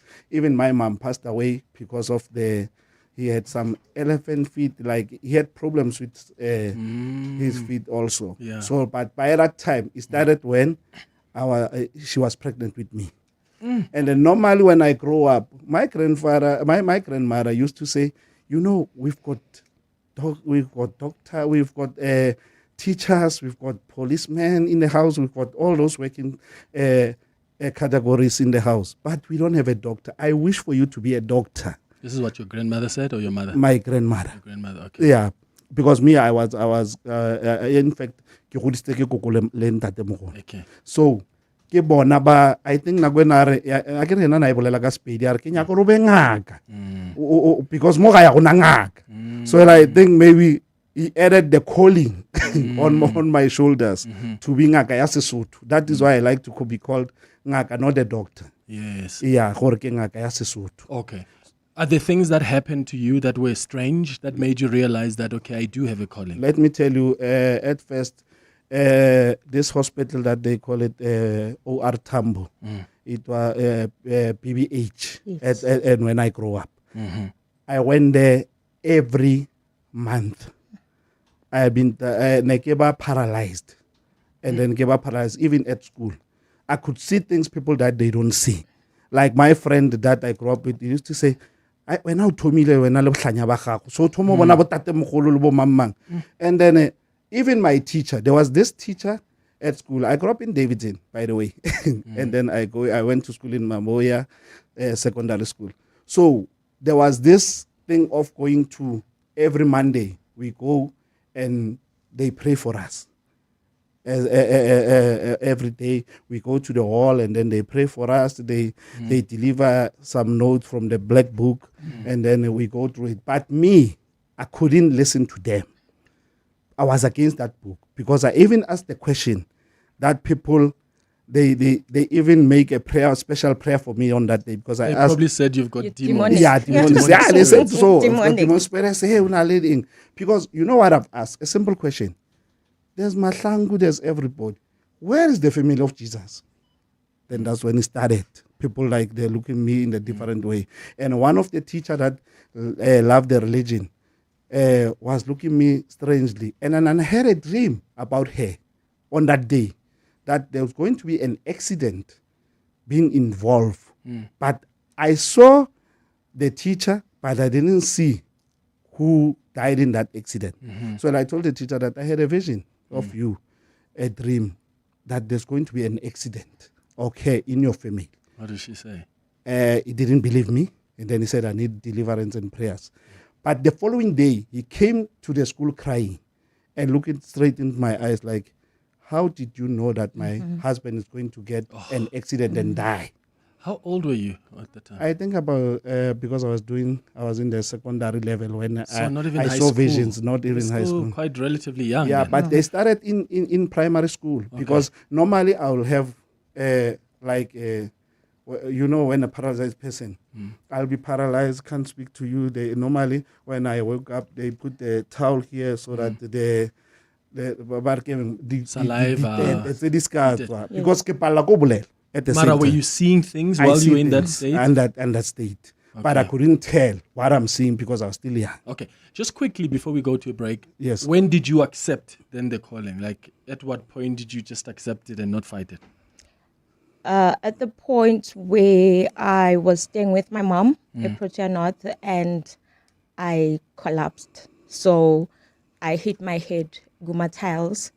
And apparently when my family says I kept quiet, like I wouldn't move, they actually thought, Guti, I'm dead.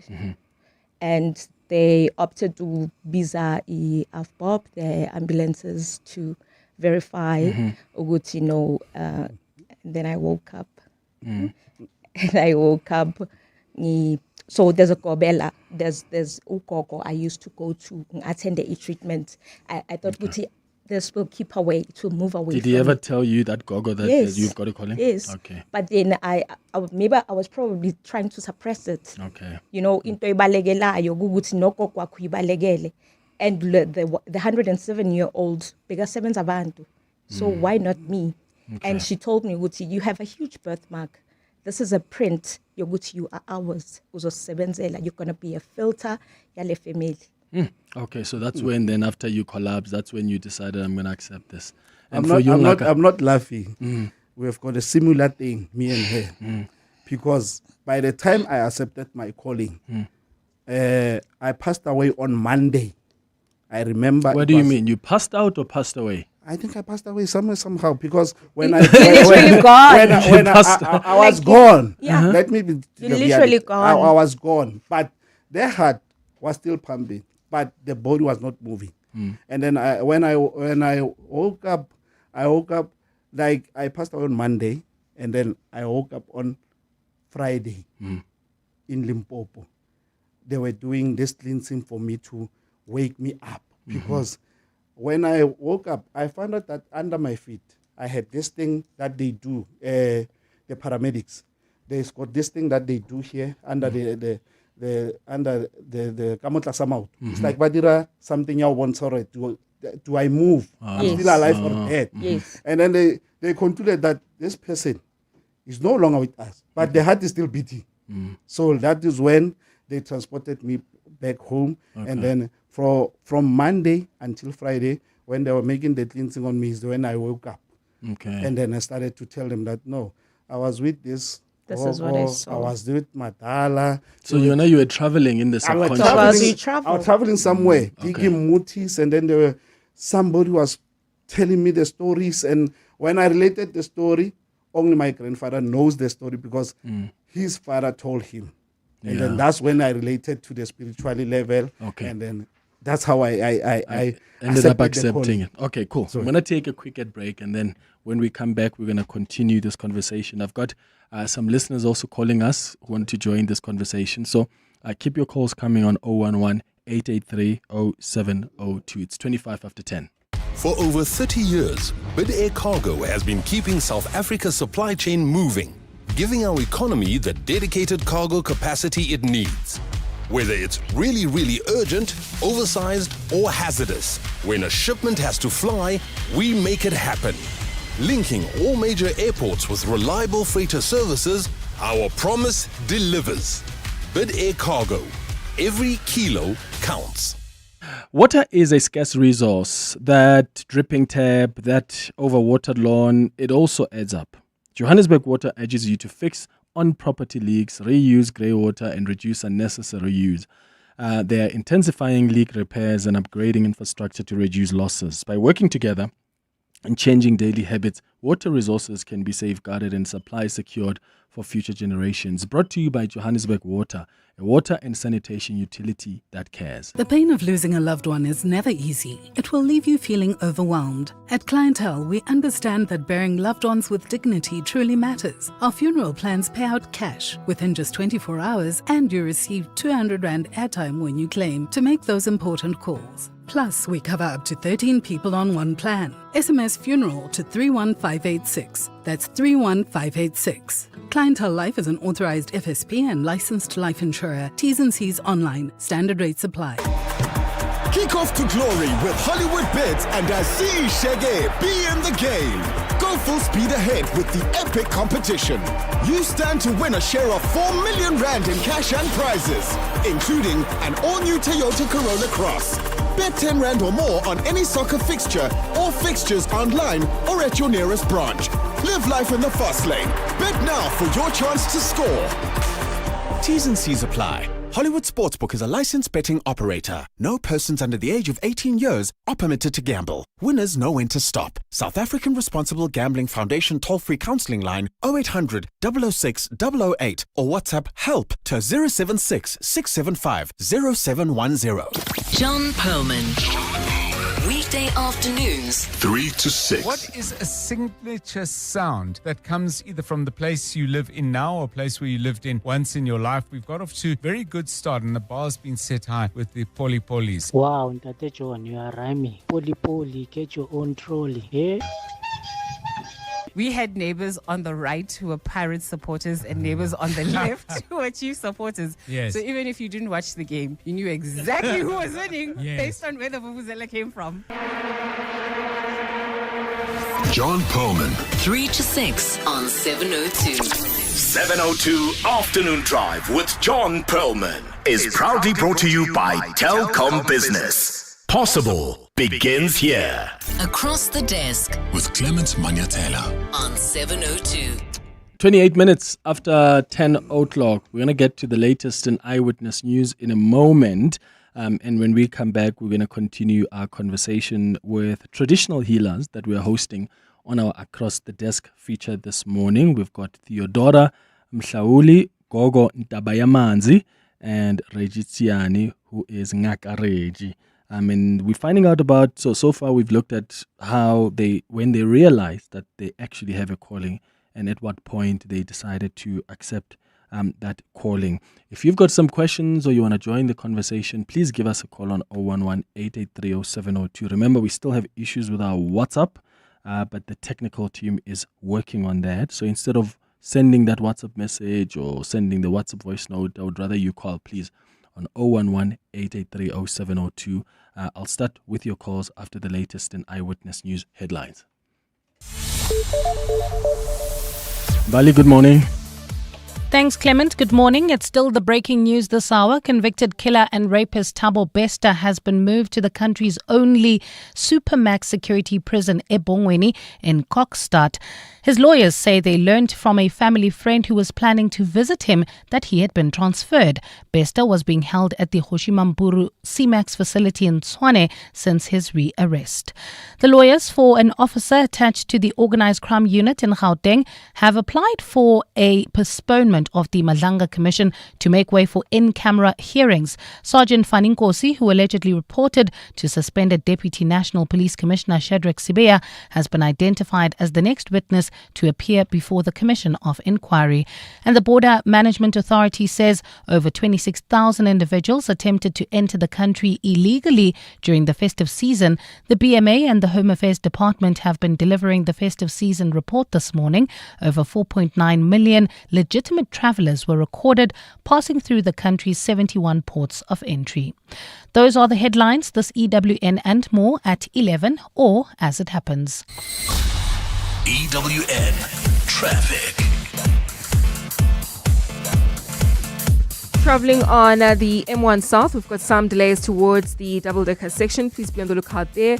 While on the N3 North in the Germiston-Herrierdale area, we've got that accident near the Geldenhuys interchange is causing delays coming out of the Elands turn off. And there's also queuing traffic reported in Bedfordview on the N12 West towards the Gilulis interchange. And then if you're heading towards the city of Tshwane, do remember those roadworks that are taking place along the R21 North causing heavy delays. Please try to use the N1 North instead to head towards Pretoria instead. More updates coming up. Stay tuned. There's more EWN on air, online, and on the EWN app. Across the Desk with Clement Manyathela on 702. 10:31. We continue our conversation on our Across the Desk feature this morning with traditional healers as we find out more about their calling. We found out more about their work. There's a question I have here about, like, when someone comes to consult with you guys, How do you describe the work? What is the process that you do? Do you already know, like how do you consult with your guides or the ancestors? What is the process for you? Let's start with you, Gogo. Okay, Thokozani yabo. I wouldn't say there is a process, a corner like at the office, ukuthi izinto zihamba kanjani. But with they can come ugogo, and I'm expecting umkhulu, and umkhulu will say, this person has a certain ailment. Okay. Kumele aye emanzini or kumele aye entabeni, or omunye I can turn them away and say, ngicela uphahla ukhulume nabantu bakini before ngokuthinta. Okay. Because at the moment abangallow ukuthi ngikusize. So it depends ukuthi ubani ovuke kuqala. Okay. So with me having to lose a daughter in 2010, so at times I become very emotional, and I'll tell you, Guti, okay, Clement is here, Clement is going through so much, and I get so attached because at the time there's a baby in me, ngizofuna ukukunamathela, and I will be told, Guti, kumele ushaye inhlolo, shaye inhlolo, or hambani nemanzi niqala niyogeza, and then you can come back. Process. So when you say umkhulu comes or ugogo comes, is it your umkhulu, your gogo, or is it if Clement is the one coming to consult, it's their gogo umkhulu who tell you what their problem is? It depends. Like I said, if ufika umkhulu wami kushuthi uconnecta nabo namakhehla nabo gogo baka Clement. Yes, so that I can understand what's going on, because umkhulu needs to tell me the correct thing, because sometimes umuntu uza esigodlweni or endumbeni. You need to be aligned with what is going through the person. And umnakekela umuntu ulalele ukuthi kuthiwani, because at some time, like at some point, ngathi mina kumele uyogeza, angilalelanga ukuthi bathi amanzi anomsindo emfuleni. So they waterfall, they can give more details. There needs to be more details. Pay attention before getting the wrong. And for you, do you have a process when someone comes to consult? First of all, let me tell you the daily basic of my life. What I do when I woke up every day in the morning, yes, I take a bath and do those stuffs when you wake up. And I go to my office as in Dumba. And then I go there, and then waking up the bones every day. That's my part of my life. Even today in the morning before I came here, I had to wake up the bones to connect with my ancestors, to tell them that I'm on my way, I'm going somewhere. Please let them be heard and let me tell the honest fact that I know. What we do, when a person comes, most of the time, we dream. Traditional healers, spiritual people, they dream. Some of other dreams that you recall during the night while you are sleeping, they connect with the people that are coming to you to consult. They tell you first. We normally know, but we don't know who the person is. But you sort of know the situation. In traditional healer, there's this puzzle that is happening. Badimu, I always say, Badima batware, but basathalefang. And they always like people who know mathematics and graphics, because they give you something, they bring something you know, and then it reveals something you don't know. They can bring you as Manyathela. Manyathela is a radio presenter, we know we know him. And then while they calling another person, like, who's Manyathela? And then they bring your face in my dream, but they bring somebody who works the same work with you. So you need to focus. That is why most of the people that are having spiritual healers and all those spiritual, they don't connect clearly with their ancestors because they don't listen. I always tell you, I can listen to the air. I can listen to the waves that are coming that, okay, here there's a problem. It's either there's witchcraft or there's no connection with the ancestors. So what I do normally is that I reconnect with myself spirituality. You need to clear yourself first before you can consult. Okay. I've got some calls coming through, so let's start with Kamo, who's calling us from Johannesburg. Kamo, good morning. Hi, Clement. I'm very happy for your guest. Greetings to them as well. Sure. I have a burning question here. There's this thing that you'll have this excessive bad luck or something in your life just is persisting, a health issue or something, but you go to the doctors, the normal white doctors or even black doctors. Let me not say white because we've got now black medical doctors. And then they run all the tests, all the fancy tests, nothing comes back. And then obviously Baholo will say, no man, go and see somebody, consult. And then you get there and somebody says, no, there's this issue here. Somebody put a curse on you or they are blocking something in your life. And then they give you remedies and so forth. But then you find yourself, you are there, going there almost every month for 6 months, for 1 year. And you're paying every time for a consult 1,000 rand or 2,000 rand for the consult and the remedies. But nothing is coming right. There's not even an improvement in your health or the situation. So my question to your guest is, after you've given your customers or your clients the remedies to fix whatever afflictions they have, what time frame should we be looking at to see improvement? Because really, I mean, to go to somebody for 12 months is outrageous. Yeah, no, I hear you. Thank you, Kamo. Yeah, it's the right question. I always tell people, and when I'm alive, around the media, TikTok, whenever, langita kon, mogi winanteng listema twasana and all that. Please, before you go to any traditional healer, make a research. Make your own research about them. Know how long did they practice. Know the real thing, because most of them are con act. There's too many con act. You can't blame traditional healers. You can't blame me, Ngakareji, and say I came to you, nothing is working. Where else you didn't come. Mine, I'll tell you the honest fact. I don't buy mutis. I don't buy herbals. I dig them.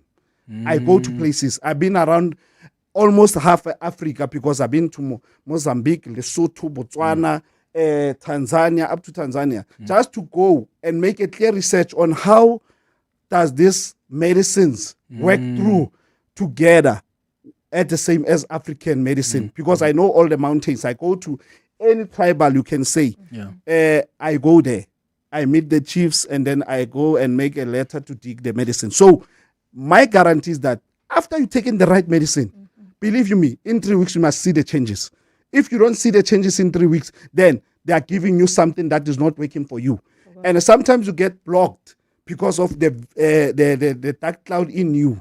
You don't connect with your ancestors. The name they gave in you doesn't match your father's side or your mother's side. But the traditional healer must at least tell you that. So that's why I'm saying we are not the same. They are con acts. There are people who believe that they've got that spirit, but they don't have. And they have been trained to lie. I always, let me say to you, and now lately I don't feel like being a traditional healer because it's damaged. Yeah, it's damaged. Nobody can believe it.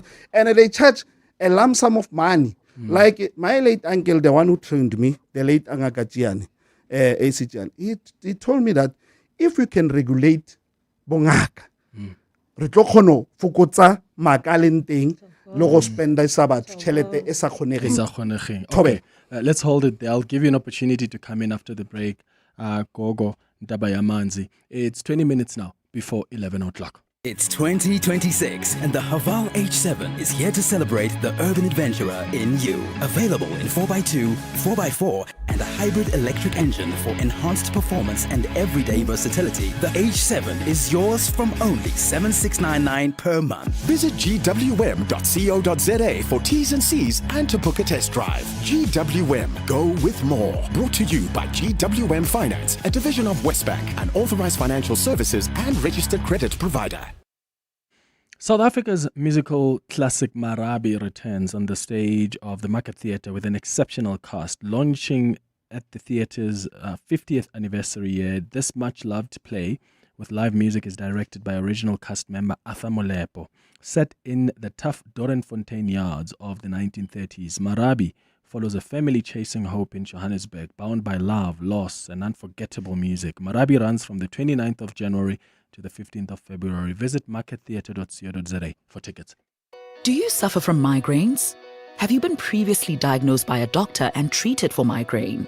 Ask your pharmacist about previously prescribed migraine treatments that are now available without prescription. Brought to you by Sandoz.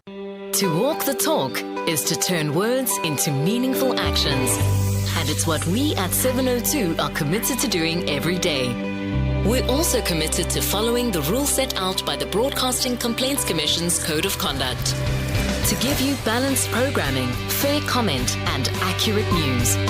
But if we stumble along the way and you feel we're not living up to the code, let us know on comment@702.co.za. And if after that you're still not happy, you can direct your complaint in writing to the Broadcasting Complaints Commission, PO Box 412365, Craig Hall 2024. For more, visit bccsa.co.za. Across the Desk with Clement Manyathela on 702.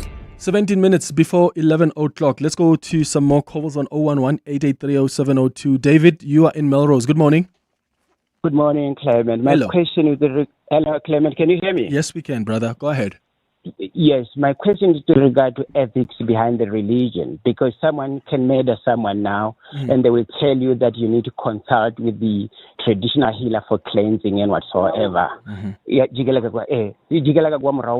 so like this is my question, Clement. What about ethics behind? Because when you know that I murdered somebody, and then there is cleansing by someone else. Oh, I see. So what? So someone murders someone, but they go to a traditional healer for cleansing. And so why would traditional healers then help those people, knowing that they've murdered people? And then the authorities are still looking for that person. But mine was defective. Yeah, I know there are police officers who go to go to traditional healers to find information. But David, would you ask the same question to a lawyer? Because you know there are lawyers who know that their client has killed someone, but they will go and represent them and say, this is my client's story, even when they know that their client has committed that crime. Like that one, Clement, is more about a profession. But with this regard, Clement, Are we not professional? Are we not professional? Okay, let me get them to respond. Okay. Sorry, Clement. Let me just finish. Yeah. Like this is a religion which we are told that no, you shouldn't kill, you shouldn't do this and this and this and this. Like this is one of the 6 religions or 7 religions which we have. Spirituality, it should be guided by ethics.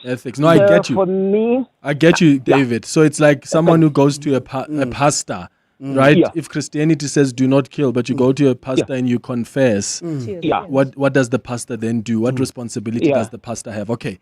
Gogon Tabayamanzi, how do you deal with that?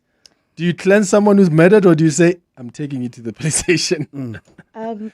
First and foremost, I would like to state that I'm under the Traditional Health Practice Association of Southern Africa. So every household has rules. Nase phehlweni mawungena esikolweni sakababa kunemithetho. As he just stated ukuthi akathatha abantwana aba beyond a certain age, you know. Yes. So you coming esikolweni, I think I just had touched on it ukuthi after ngivukile ngo 3 a.m. siyavuka siphahle sidle igobongo. Noma sophumile phehlweni, you continue ngegobongo lakho. What so is that igobongo? Something that you take to evoke your, you know what it does, it cleans inside. Yes. So but what is it? Is it like a herb? It's a herb. It's a herb. It's a herb. Yeah. Yes. Okay. It's a herb. So as I was trying to explain that Guzovugumkulu or whoever that will say Guti, there's a certain client coming through. That's when it comes to me saying, hey, angikhona ukukuthinta namhlanje. Okay. Remember when I stated ukuthi ukhona lo ngizomjikisa ukuthi angikhona ukukuthinta. Can you go sort out your things or talk to your people?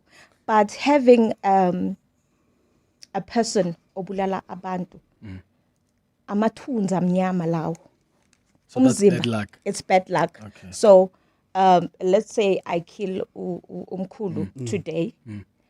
Amadlozi wakhe athini bazohlala kimi bazongipress bazongicindezela I'll be headed with a dark cloud. Okay. So me coming to you, I have to cleanse. Ngiletha bonke lobo mnyama and the curses that come with them. Okay. Kwakho ngizofuna ukukleansa. And then who will cleanse me? What happens to me? So you would tend them, just a little bit to add on that. The question from the person who was asking, we must acknowledge first that there is a traditional healer, there is a witchcraft. Witch doctor. There's witch doctors and traditional healers. Those people that work with blood, those people that sacrifice, those people that you can twirl with anything. Like you can twirl with the radio station as a presenter, and then you become popular. So you what? Can I can go twirl and be popular. Yeah, you can go. You can go for popularity. Yes. Yes. And then that one utwele. And then moto twelling, Anna doesn't have the fear. Anna litwalo. So katusha manglema. Yeah, katusha manglema. Medara to murder, even though to do murder. So that's what you distinguish them. Yeah, that's what I'm saying. We must first clarify. Hore nakinga ka soto. Ke bereka ka go alafa, ke bereka ka dihlare. You help the people. cleansing, we make it when a person has to go to jail, and then a person has to admit his mistakes or her mistakes, and then after admitting and then repent. And then is when we get in as a traditional healers to cleanse you. Because you've now repented. Because now you repented from your mistake of killing somebody. Yeah, 12 minutes before 11 o'clock. Kamorelo, Tandi, I'm going to start with your calls after the break.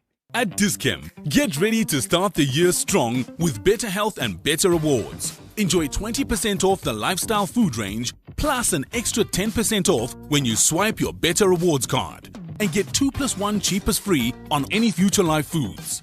Look out for the Better Rewards icon to get an extra 10% off on Better Rewards brands. Offers valid from Tuesday 13 January to Sunday 15 February. Only at Dis-Chem. Better health starts here. In the Celebrity MasterChef kitchen, fame doesn't cook your food, skill does. This Sunday, watch local celebrities Danny Dutoit, Sinoyolo Sifo, and Dino Ranaka face the kind of pressure that turns confidence into chaos. The hit is real. The judges don't blink, and one tiny mistake can change everything. These are the moments that set the bar for what's coming next. Don't miss Celebrity MasterChef this Sunday at 6 p.m. only on ETV. Okay, truck 7, that has 0 warning lights. Truck 8, it's just been serviced. I guess we're running like a well-oiled machine.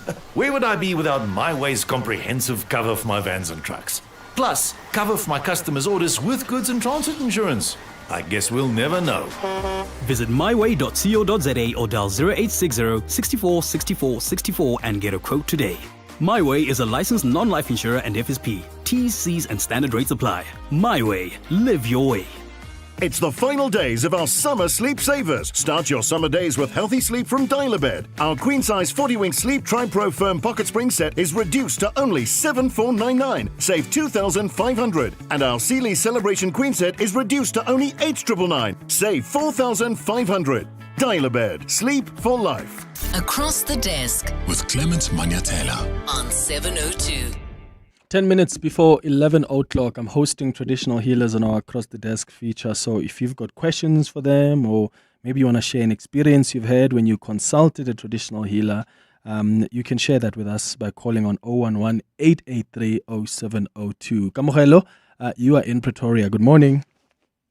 Morning. The question I have is that if you come and work on my yard, you really know when I came to you, you said, no, we need to work on a yard. And I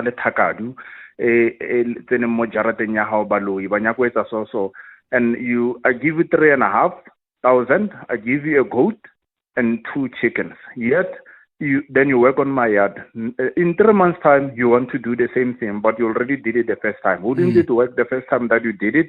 Why do you still need to come back again and request for another cow, another 3.5, and 2 chickens again if you did it the first time? So where do the chickens go? Did they get slaughtered and they give them to you as a family, or did somebody So this is my every 3 months we're on such shame. Okay, thank you, Kamorelo. Yes. Let me tell you something. We do protection for the yard as the household and everything, the cars and all the family, and also the body of a person. He does give protection. Let me come again. I'm saying this again. There's con acts.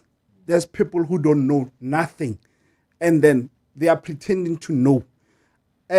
As for me, I'm challenging anyone to give him the guarantee and come to the radio and tell them that one is now is the master of con, because he mastered us to con us and say he's going to make the cleansing, he's going to make one of the 2 things. That's why I'm saying when I started, I told you that I grew up in the family of healing.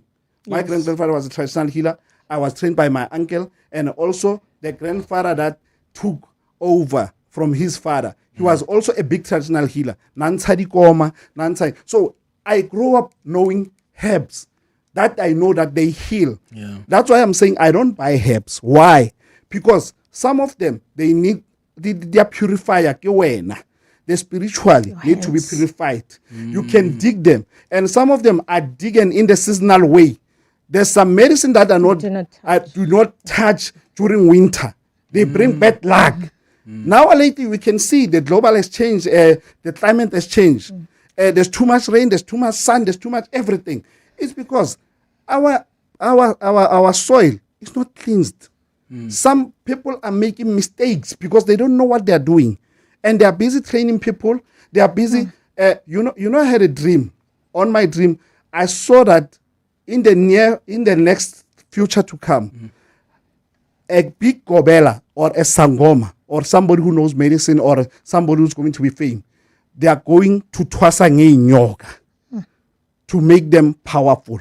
I saw that dream. There was a big ceremony of Twaso, but they were giving them small snakes so that when you put the snake and then they think that you are powerful, their power comes within you as a healer. Okay, Thandi, you are in Pretoria. What's your question? Hi, good morning, Clement and your guest. My question is, why is it that most of the traditional healers, when people go to them to consult, they tell them that they are bewitched, and now what is popular by their own siblings, and that has caused so much hatred, misunderstanding amongst family members.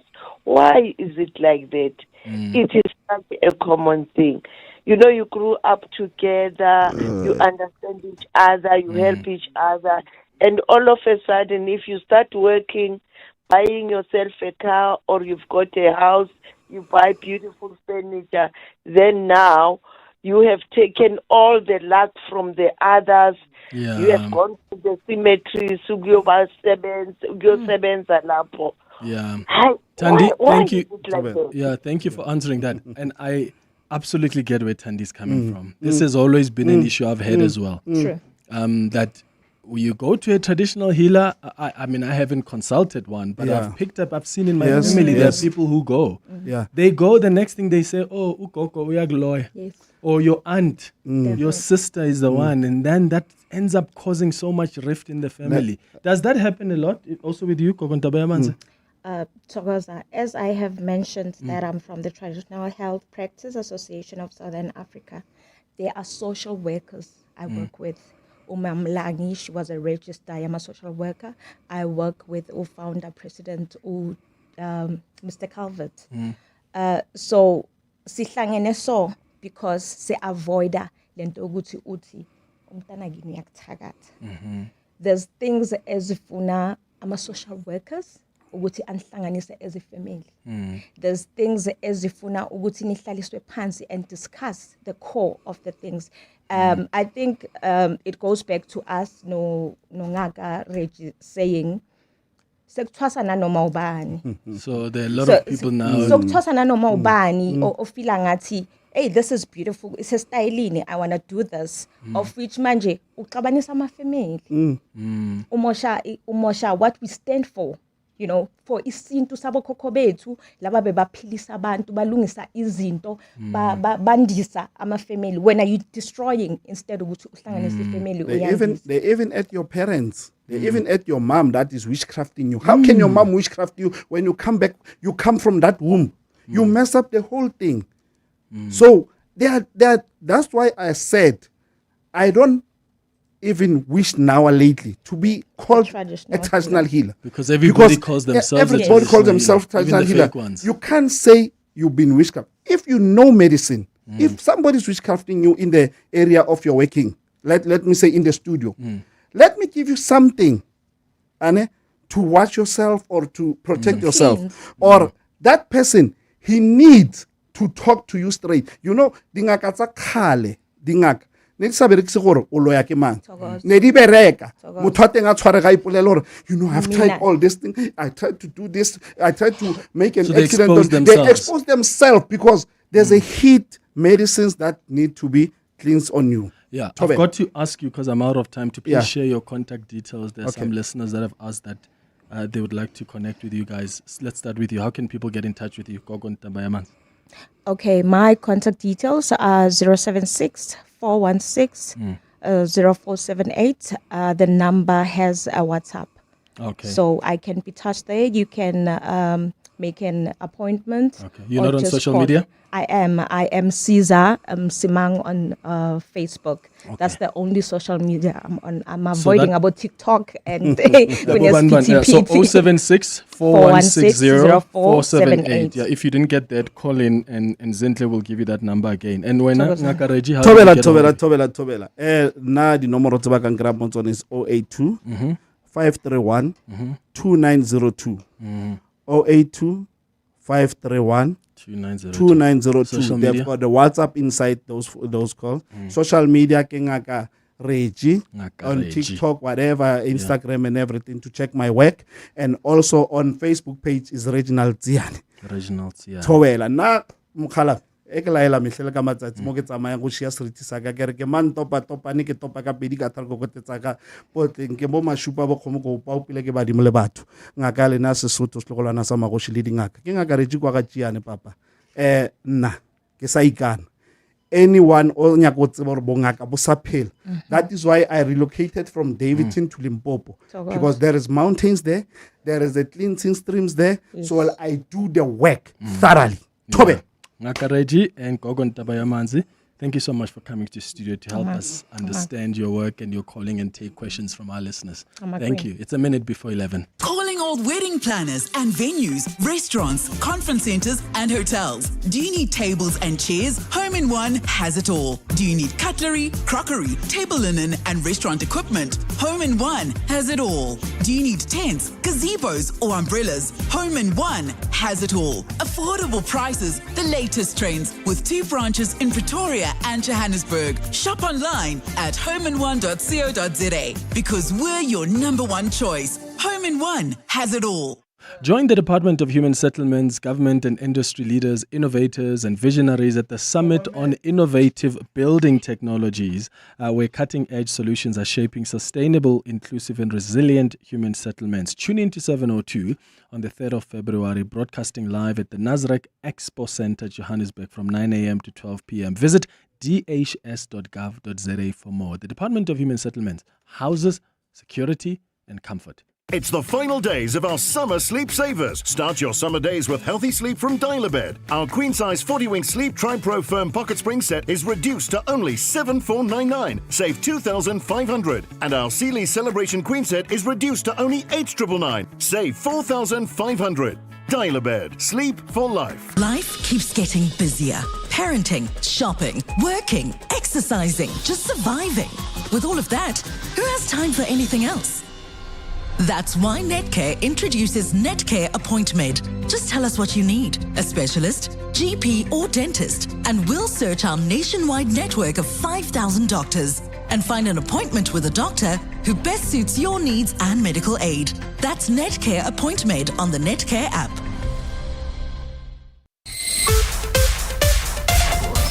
This is EWN. Good morning, I'm Bali Dlamini. It's still the breaking news this hour. Convicted killer and rapist Thabo Bester has been moved to the country's only supermax security prison, eBongweni in Kokstad. His lawyers say they learnt of his transfer from a family friend who was planning to visit. Bester was being held at the Hoshimamburu CMAX facility in Tshwane since he was rearrested.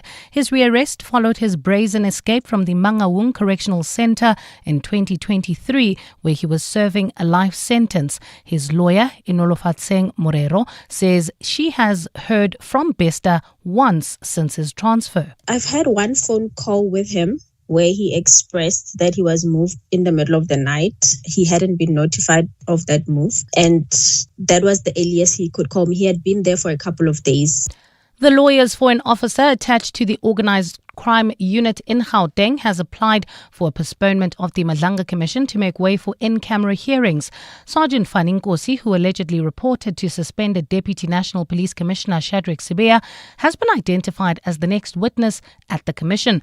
Nkosi was previously named as the middleman in money dealings between Sibiya and criminally accused tender tycoon Vusimuzi Matlala. A secret witness previously alleged that Sibiya was paid 3.5 million rand in cash on several occasions by Matlala, with Nkosi collecting the money for Sibiya in certain instances.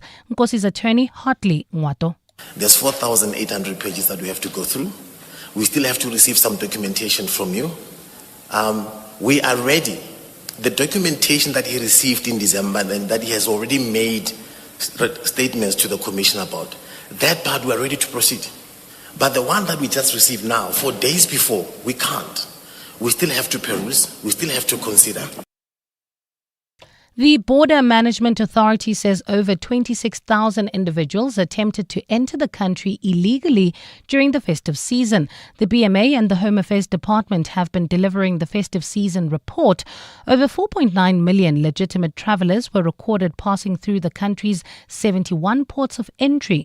BMA Commissioner Michael Masiapato says while there were still illegal travellers, that number has declined drastically. During this 2025-2026 festive period, there has been a significant decline in the number of individuals who attempted to enter South Africa illegally compared to the 58,394 that were intercepted in the 2024-2025 festive period. This represents a decline of 46%, and this can be attributed to the deterrence.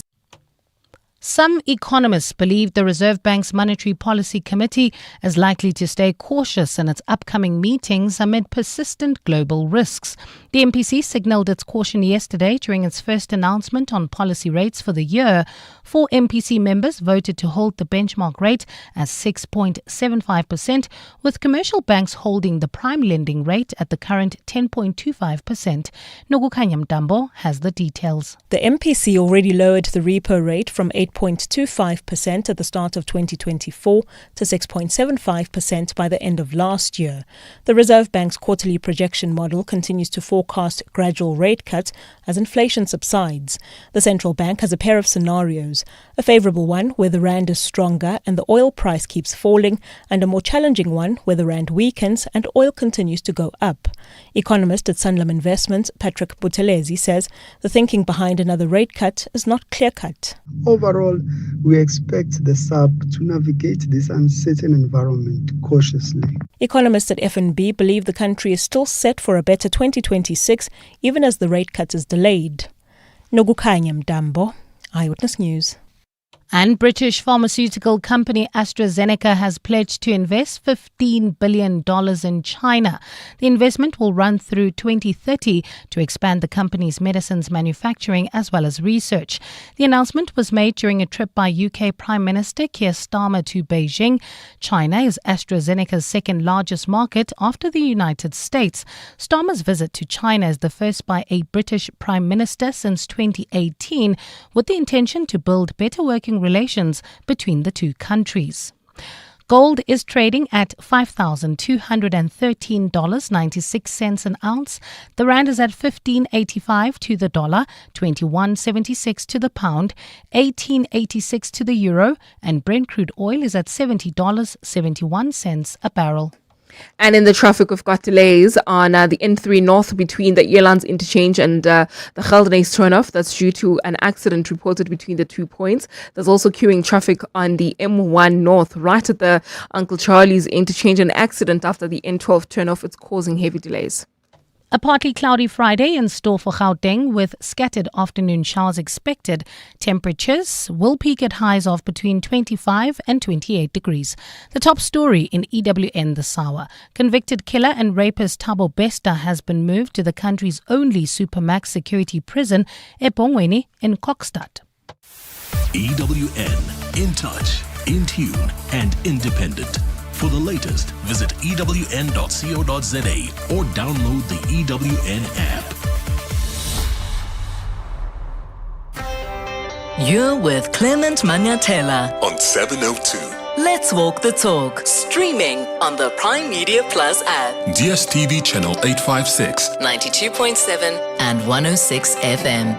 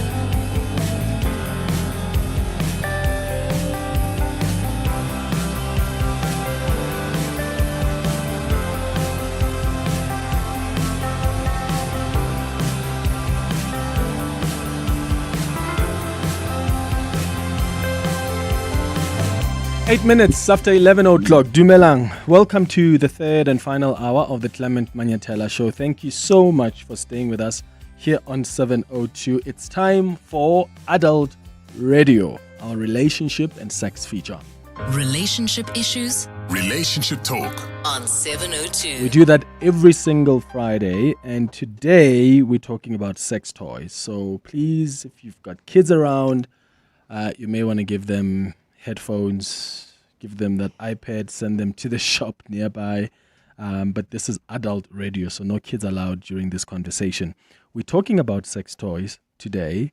And the reason we keep on bringing up this conversation is because there's still so much lack of education and societal stigma about sex toys that keep people from enjoying their full potential.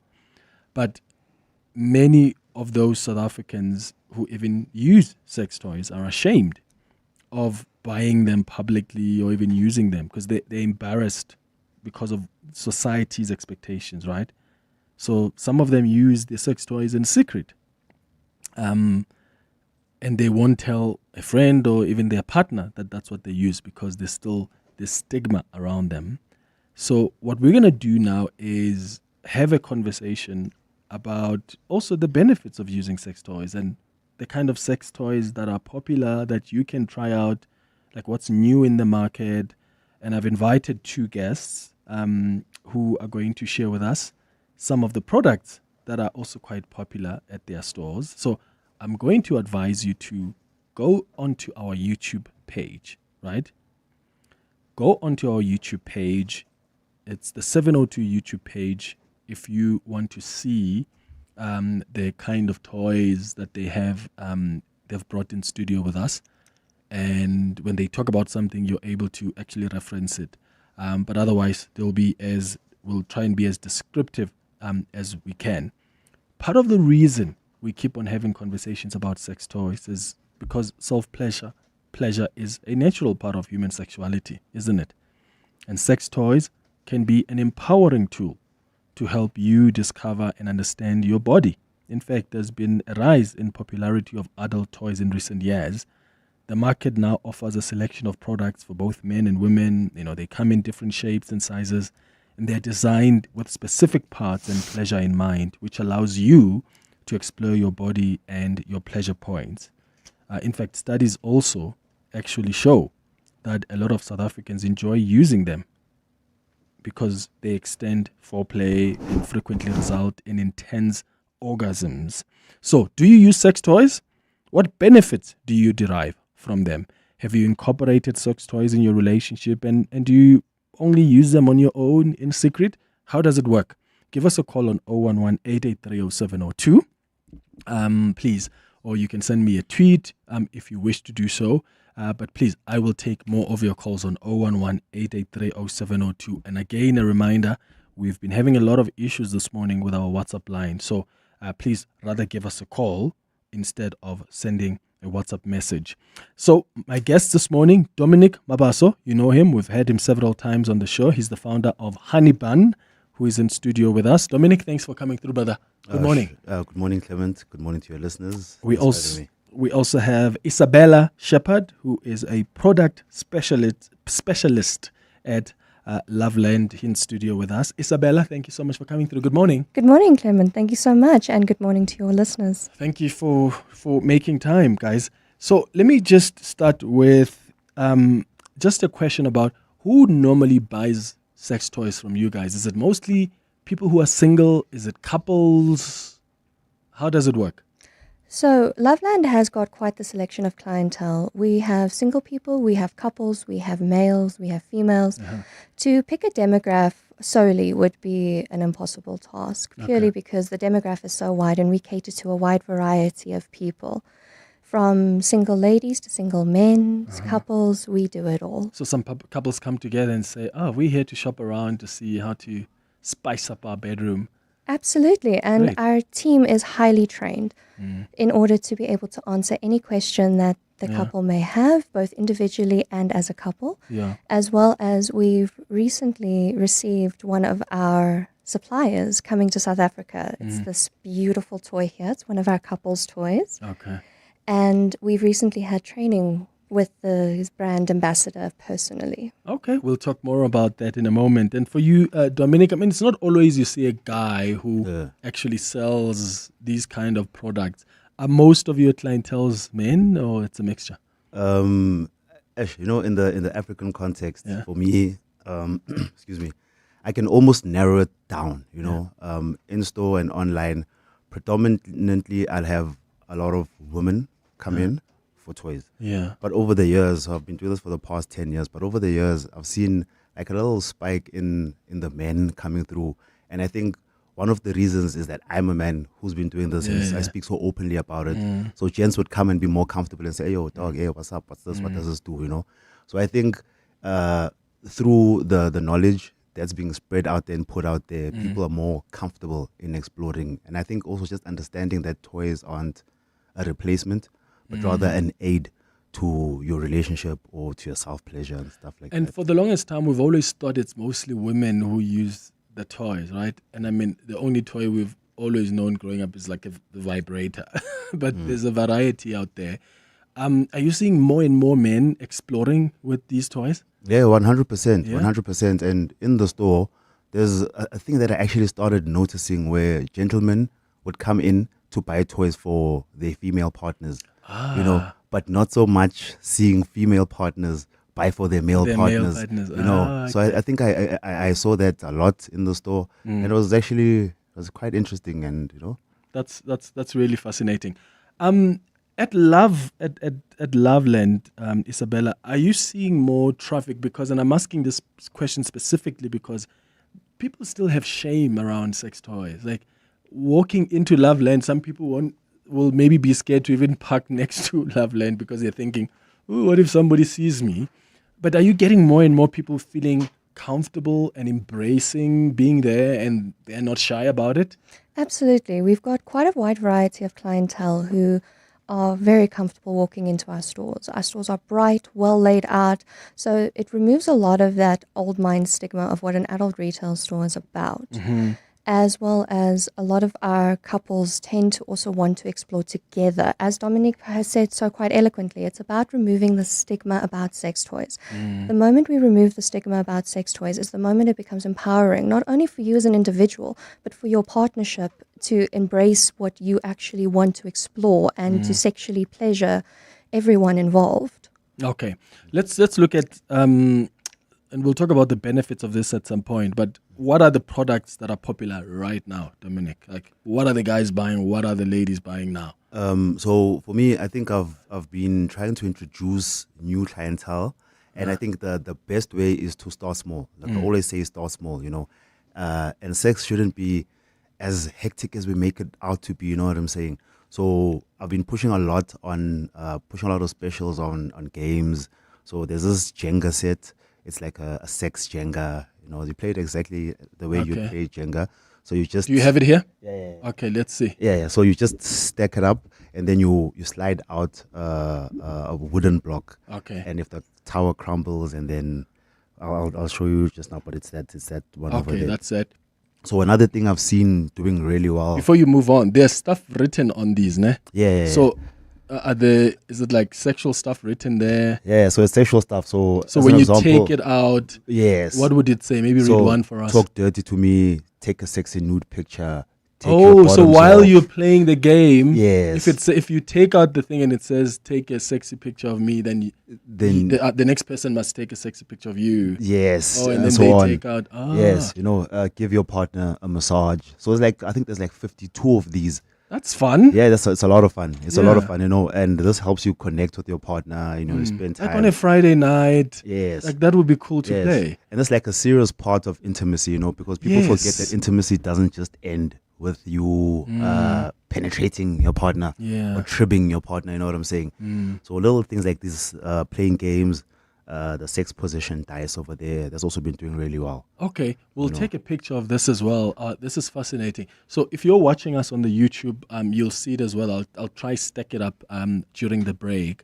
So this is quite popular now. The Jenga set is quite popular. I love that. That is because when we think about toys and we think, penetration. Yeah. But actually there's stuff you can do that also enhances your connection with your partner. So that is quite popular right now. That's quite popular right now. There's a huge thing here that looks like a dinosaur. What is this? Okay, so this is a fantasy dildo, right? So so we might all know the conventional looking dildo is like a penis shaped type of dildo. Yeah. So these are more anime type. One would look like a tentacle, one would look like a horse penis, one would look, so it's very different. And to be fair, not everyone wants a dildo that looks like a penis, and these actually give more sensation because of the way they're ridged. So when you say it's a fantasy thing, like they just look at it or they actually use it? They actually use it. So they use this? As a dildo. Does it vibrate? No, this one doesn't vibrate. Oh, okay. This is just specifically a dildo. It's glow in the dark. And these have become quite popular also, And some of them look intimidating, they look scary, but then the feeling... I mean, that looks like a dinosaur. Okay, I got it. Sure. And Isabella, what's popular at Loveland lately? Lately, we've actually been seeing an increase with penis pumps, believe it or not. What are penis pumps? Penis pumps are male enhancement systems that increase blood flow to the penis, which not only helps with length, and it also helps with girth. So it basically allows a man to give more of himself to his partner than initially anticipated. It also allows for blood flow to enter the penis quite comfortably, and it can help with symptoms like erectile dysfunction, where a man can potentially not be able to get an erection infection due to insufficient blood flow. Loveland does pride itself on being one of the leading health and wellness experts in the country, and we ensure that all of our products meet satisfaction and expectations of our consumers. Do we have an example of that with you? Unfortunately, we didn't have an example of the penis pump. We tried to get one from the supplier. You've got something almost similar there. Okay. So those are interesting benefits you're talking about. Absolutely. This is a versatile tool, and a lot of men come in with the stigma that if they require a penis pump... Can I please hold it? Let me see. That if they walk into Loveland and request a penis pump, that there's something innately wrong with them, and that is absolutely not the case. Sometimes it can just be used as a once-off to give yourself that additional length and girth, and other times it can be used as a recreational means to enhance yourself. It's not permanent. That is something that people must understand. It's like going to a gym. You can't expect to go to the gym for one session and you've got the bulging muscles and the six-pack. It is something that you have to constantly work at to achieve the desired results. Okay. How does it work? So basically a man would put his penis in the cylinder. This is the cylinder. That's in your left hand is the cylinder. Okay. He puts his penis in there. The sleeve is for comfort. Otherwise, you have got quite a hard piece of plastic pressing up against your pelvic bone. Yeah. And then you pump up the pressure, you hold it for a few seconds, and then you release the pressure. It is important to release that pressure because if you put those blood vessels under severe strain, they'll start bursting ever so slightly. And that can potentially cause damage long-term if you're not careful. You have to be very careful how to use it. Exceptionally careful. But the long-term benefits of it, it also increases male sensitivity due to the now innate blood flow in the penis. Are people asking you about these things as well, Dominic? No, gents really do come through for those. So the gents buy the male enhancement, so the things in order. So I've seen that the male enhancement pills or supplements, those go really well, and then there'd be the male masturbators. Gents have actually come through to buy a lot of male masturbators. Like which ones? So like this one here, I've got this one here. So this one has a suction base. So you can stick it against any flat surface, and in the front of it looks like a vagina. Okay. So you just add lube and you penetrate. Okay. Yes. So these have also become quite popular as well. And then, like, I think a staple, if I must put it that way, like cock rings. Cock rings, those are very popular, and if they want to use cock rings to also satisfy their partners, they get like vibrating penis rings. So a vibrating penis ring, it's a ring you put at the base of your penis, so it restricts blood flow, giving you harder, long erections. And then usually at the top of the ring would be like a little butterfly or a little something where if you penetrate with every stroke, it hits on the clit. Yeah. Okay. So those are also quite popular. Yeah. And then Isabella, before we go to break, so this is what's popular for men. And then for women, what is popular at Loveland? For women, it is a variety. Yeah. We've got our own flagship model, Wonderland. And this right now is the it thing. So what is that? What does it do? So it is a clitoral suction stimulator that looks like a rose. I don't know if you remember about a year or so back, there was this craze of the rose. Everyone wanted the rose. And because Loveland is fully compliant with we're fully compliant with all international and local standards, we thought that because no one actually met our quality standards to import it, we made it. And right now that has taken off quite significantly. Another one that's quite popular is... how does the rose work though? So basically what you do is you hold it a few centimeters away from the clitoris and it produces air pulsing. So think of air being pushed out, then pulled back in. And what it does is it regulates the blood flow in the clitoris, which makes the clitoris more sensitive, which enhances orgasm. It also delays orgasm because unlike your general traditional vibrators, it's not that buzzing sensation. It's actually blood flow being stimulated constantly in the clitoris to enhance sensation. Okay, so that's what's popular now. All right, I get it. 011-883-0702. That's the number to dial if you want to join our conversation. We're talking about sex toys on our relationship and sex feature this morning. It's adult radio, so a reminder that kids are not allowed. So do you use sex toys? Do you have favorite sex toys? And what benefits do you derive from them? Have you incorporated them in your relationships, or do you only use it in secret on your own? Do you tell your partner about it? Call us on 011-883-0702. It's 25 after 11. If you think you cannot afford a lawyer, think again. Clientele Legal has made professional legal services affordable. You receive up to 745,000 rand worth of legal services per year. Our range of plans include cover for you, your spouse, children, and extended family. Plans include cover for civil, criminal, and labor-related matters. Whether it's protection orders, gender-based violence, uncontested divorce, or poor service, your Clientele Legal lawyer will be there to assist you. Our services are convenient. Simply pick up the phone and call your lawyer or send us an email and we'll get back to you. All plans include a bail benefit of up to 5,000 rand and we'll go to the police station and pay it for you. Plus, Clientele Legal offers you 24-hour telephonic legal advice. SMS Legal to 48721. That's legal to 48721. Clientele General is an authorized FSP and licensed non-life insurer. T's and C's online. Standard rates apply. It's Gauteng's biggest rugby showdown. Ellis Park Stadium comes alive this Saturday as the Lions take on the Vodacom Bulls in the Vodacom United Rugby Championship. It's the ultimate local derby and bragging rights are on the line. Don't miss the intensity, the passion and the pride of two giants going head to head. Get your tickets now at ticketpro.co.za. Come early and soak up the full Ellis Park matchday experience. Joburg, let's get behind the Lions. Different sounds, different worlds. Different artistic expressions, music, art, and fashion collide. Are you coming? Let's go to the place where the beat drops, the fashion pops, and the art rocks. We're talking Focalistic, Dali Wonga, Mafigi Zolo, Kurt Darren, Maclara Doughboy, Zoe Mujija, Claire Johnston from Mango Groove, the Tswani Gospel Choir, and more. Mahindra Fusion Fest, Saturday 7th March, Sunbet Arena. Tickets on Ticketmaster now. See you there. Relationship issues? Relationship Talk On 702.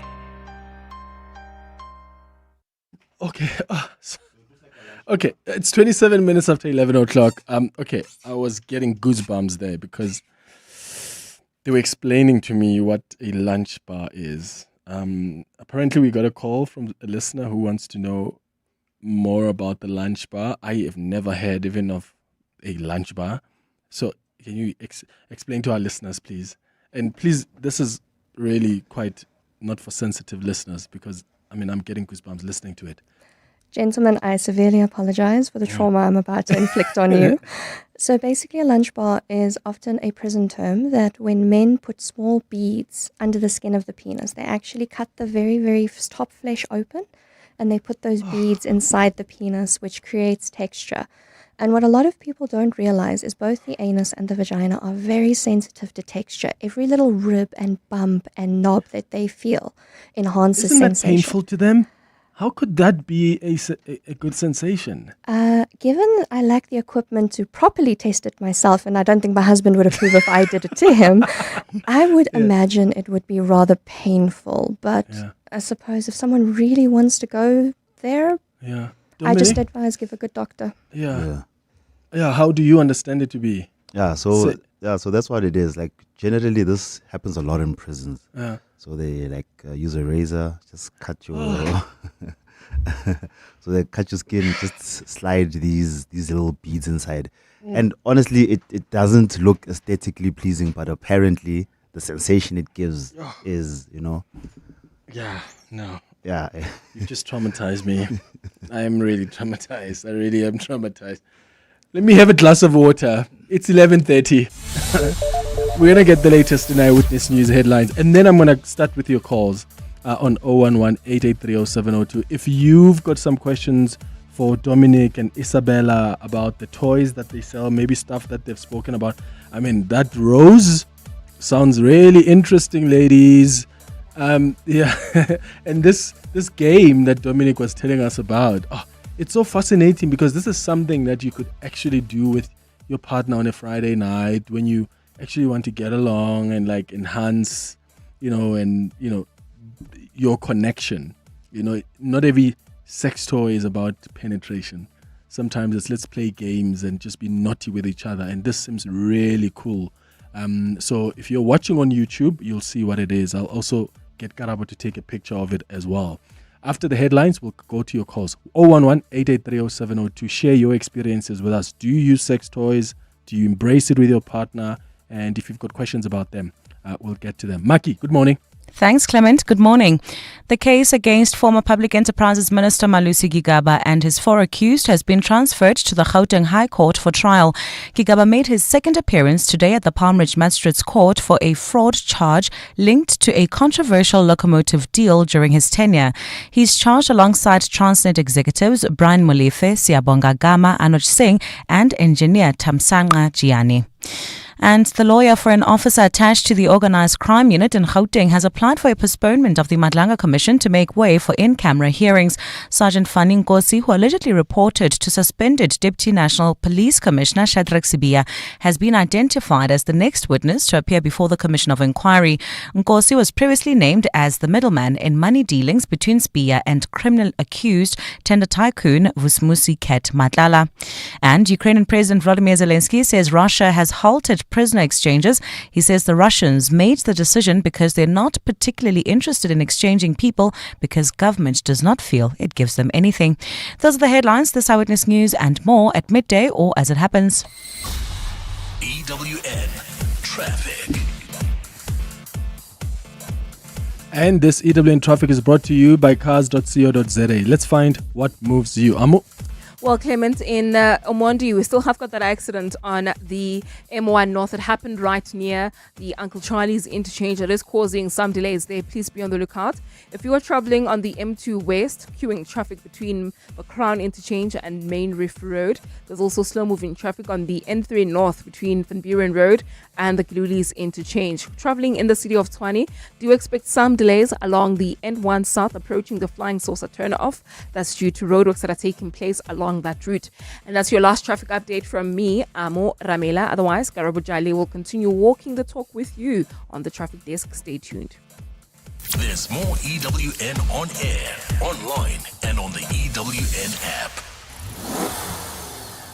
It's Carl de Koza here in another Carl de Koza production starring Carl de Koza and Cars.Koza. In this country, we don't just drive cars, we love cars.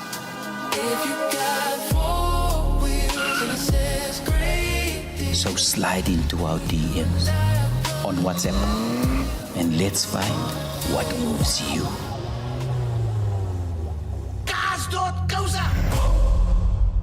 Relationship issues? Relationship talk. On 702. 11:33.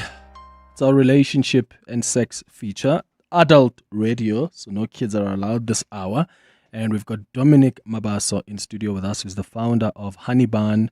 We've got Isabella Shepard, who's a product specialist at Loveland. And we've been talking about sex toys and the benefits of them and the latest range that is quite popular at the moment. And yeah, some others that listeners have called and asked about, like a lunch bar, if you heard how they described it before the headlines. Let's go to some WhatsApp voice notes now on 072 702 1702. Good morning, Clement and your guests. I'm not using sex toys myself, and I haven't been in a relationship with someone who uses them. But I am kind of worried in case I do find someone who uses them. One, because studies show or suggest that a lot of women do not reach orgasm during sex.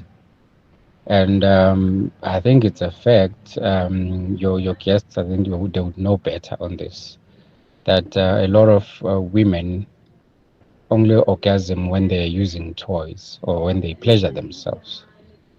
Now, my worry would be if my partner would still be satisfied to that level by me if she's not using the toys. Thank you. Great show. Hi, Clement. Yeah, you're talking of a show that is full of stigma coming from the religion which we belong. It could be spiritual, it could be African tradition, it could be the society, it could be Christianity. when you are using a sex toy, you are regarded as it's masturbation, which is not okay. And at the same time, based on the religion that you follow, it's not regarded as something that is Christianity or African. You seem to be calling the spirits that are not okay. That's in our society. It's Max here from Honeydew. Nice show as always. Thank you, Max. So you're calling bad spirits on yourself when you're using sex toys. But you see, this is the stigma that is there. These are the perceptions that are always there about. So how do you have men who get worried that, I'm worried that my wife doesn't orgasm when I penetrate them, and I'm referring to the first WhatsApp voice note that came through, because his concern is, what if my partner then just pleasures themselves and that's when they get an orgasm as opposed to when I'm penetrating them? Because not a lot of women, in fact, most women don't get an orgasm from penetration. So have men ever raised that concern with you guys? Like in store, I really try to have conversations with gents and with females, because what he's worried about, a lot of people are worried about, and I think the moment you understand what toys are and what purpose they serve, I think that worry will even go down, because like I said earlier on, this is not a replacement, but it's an aid to help in bettering your sexual relationship, bettering your masturbation. And look, if we are honest, with the whole chat of certain people not masturbating and I think the responsibility also lies within self. You understand? So look, it's all good and well to say, I've never had an orgasm. Men don't make me orgasm. But you're 35 years old. You can't still blame another person, because the responsibility for your self-pleasure lies on you. You get what I'm trying to say? And then with that being said, to help your partner understand your body. Look, the moment you understand your body, it's easier for you to communicate, to say, hey, baby, this is how I don't like it. this, how I like it. You see, so it's like a two-way street where we can't look at the one partner to completely fulfill everything for the next partner, And look, I think in a nutshell, self-pleasure, the masturbation is very important, so it can help you communicate effectively as to what and how you want it, and communication is key. Yeah, communication is key. Absolutely. Okay. Please remind me what the name of this game is. There's a listener who sent a message on Twitter and said, please, can you remind us what the name of the game is? Oh, it's a Jenga. It's a sex Jenga. Sex Jenga. Sex Jenga. Okay. Yes. I will ask you guys at the end to give your details, but maybe let's do it now for some listeners maybe that won't be here by the time we finish. So how do people get a hold of, so they just come to Loveland? Yes. Loveland. Yeah. They're more than welcome. We have 80 stores nationwide, 80 stores, as well as a very discreet online shopping experience. So when you order online from Loveland, it comes in a brown box that is unmarked. There is no logo, there is no branding. It can even be delivered to your work. And unless you told anyone implicitly what is inside that box, they'll never know. Oh, great. Imagine the Loveland box landing here at Premedia. They can shop at loveland.co.za, or they can email us at info@loveland.co.za, or alternatively, they're more than welcome to phone our head office at 083 2500 0809. Okay, cool. And Dominic, how do they get a hold of you? The best place where there's like a little community that's been built is Instagram. Yeah. Right. I upload daily. There are conversations people have on certain topics. Maybe, for example, I'll post about how to identify a lump on your breasts and what it could potentially mean, and give you context to that, right? Yeah. So I really always recommend Instagram, and I have specials all the time, right? Okay. So the Instagram handle is HoneyBunZA. So that's HUNNYBUNNZA on all social media platforms. So HUNNY BUNN. So it's ZA. So Honeybun ZA on Instagram. On all social platforms. Right. Yeah. This you said it's a Jenga? It's a sex Jenga set. Sex Jenga. It's so cool. So when you please describe it again, what it is. So it's like the conventional, the normal Jenga. So it's wooden blocks. Blocks. This particular one is pink and white. So you get pink blocks, you get white blocks. Yeah. And then you stack them up in threes. Yeah. And then you slide out. So I don't know what you have. Like in your I've hand. got one now that I slid out. It says "Taste Me." So it says "Taste Me." So then so someone now, tastes you. Sure. So according to how you want to play it with your partner, you perform every rule or every instruction you pull out. Okay. So or, taste me. Yes. I'm the one that must taste. Yes. Okay. If you pulled it. If you pulled it out, right? Yeah. Or you can perform everything you pull out, Yeah. or the one that topples the structure is the one that will be performed, because there's quite a lot there. It's a lot. Yeah, and I don't think we'll get through that in a night. Yeah, yo. Truth or dare. And then it's like, taste your partner's nipple, taste me up and tease me, take off your shirt. Yeah, this is a lot. So that's actually really popular. And I've currently got an Instagram special where those are $350. They come with a deck of cards and sex position dice. What's your favorite position? Yeah. So this is what's cool, is that it's also forcing you and your partner to talk about sex. Because I mean, a lot of couples are scared to talk about sex. True, 100%. They just do it and that's it. Yes. I mean, like, what's your favorite position? I mean, there are couples out there who don't even know what their partner's favorite position is. So this is fascinating. Okay, cool. So go over to Honeyban ZA.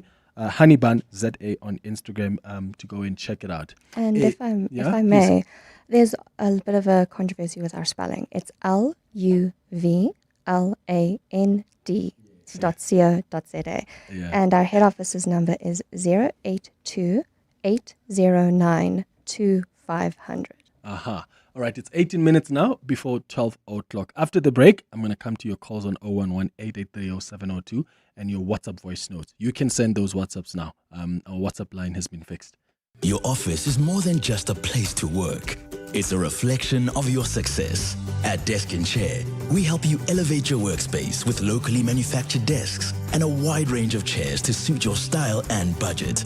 Our expert consultants are with you every step of the way, from planning to delivery and assembly. Visit our showroom in Midrand or shop online at deskandchair.co.za. Desk and Chair. Think, feel, work better. The Cape Town Cycle Tour returns on Sunday, the 8th of March, inviting riders to be part of one of the world's most iconic cycling events. Choose between the classic 109-kilometer route or the 42-kilometer option, both offering unforgettable scenery along the way.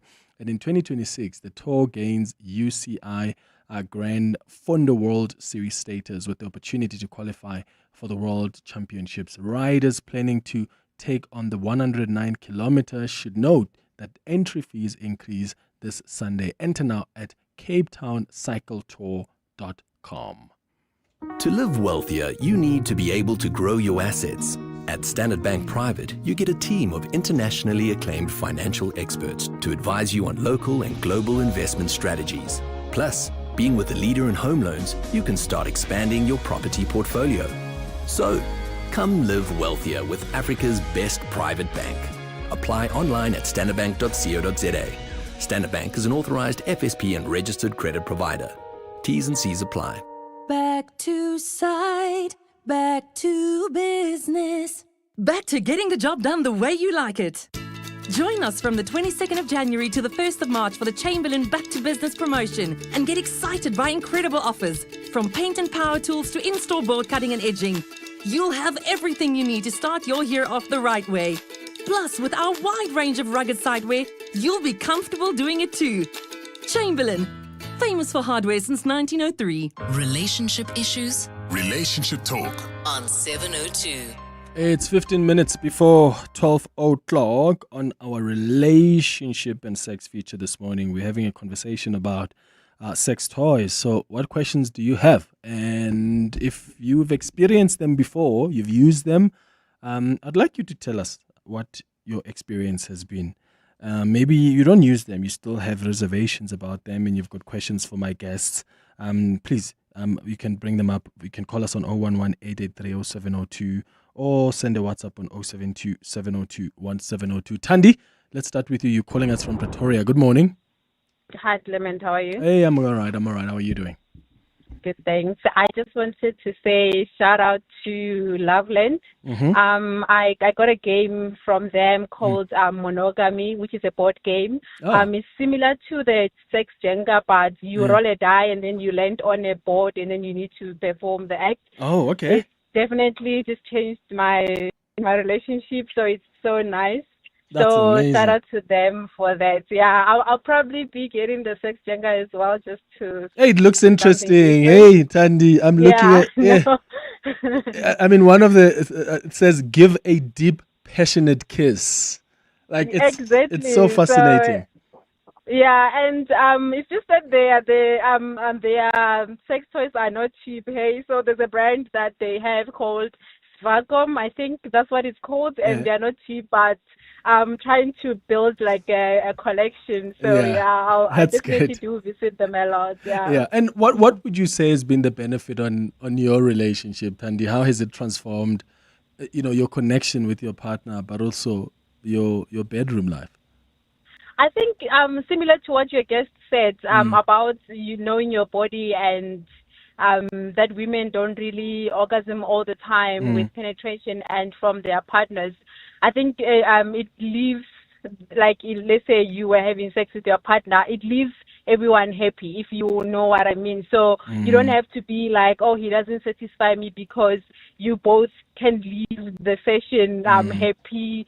And so it completely just like changed. It just makes it spicy and different, and it's amazing. It's not, we don't use them every day, but like, let's say once a week on the weekend and stuff, so it really just spices the relationship up. Amazing. Thandi in Pretoria, thank you so much for your call. Okay, can we showcase some more toys? Absolutely. Yeah, I mean, we haven't showcased this. What is that? So those are this. Yeah, can you hold it up to the camera for those watching us on YouTube? Sure. Yeah. So what is that? So these are Kegel balls. Kegel balls. Yes. So they help with tightening the pelvic floor muscles, which helps with post-pregnancy, pre-pregnancy, urinary incontinence, and also really helps with like tighter vaginal walls and increasing like sensation when it comes to orgasms. So these are really, really popular. The ladies buy these really like a lot. Okay. Yeah. Okay. What else? Yeah. So with Thandi's phone call with regards to Svacom, it is actually one of Loveland's leading brands. We actually represent quite a number of international brands from Svacom, Satisfyer, WeVibe, and Lovins, and I brought one of our fabulous demos. This is the Svacom Tristan Neo. It's high quality medical grade silicone, and it's got a powerful vibrator with a licking function. So as this enters a woman's vagina, this actually goes up and down, and it stimulates the G-spot for even more intense pleasure. And as you can see, all of our packages are hygiene sealed. Okay. Why is this one straight and that one is not? So are they two different products? They're two different products, yes. So this is a G-spot stimulator. It can be used as a clitoral stimulator if necessary. This does both. Okay. So G-spot and clit. Okay. Before we go to some extra ones, there is a question we got earlier on about anal toys. So let's go to, I think it came through the WhatsApp line. Let's start there. Morning, Clement. This is Anonza from Anonymous Village. Yes, man, Clement, I'd like to ask, especially about in business, how do you get into business, especially if you are a guy? Because most of the time I see the ladies, I once had a friend, she was a lady selling sex toys.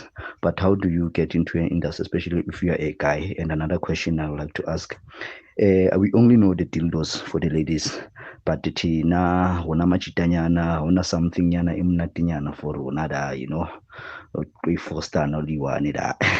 Thank you, Clemta. No, there's a lot. There's a lot that they spoke about.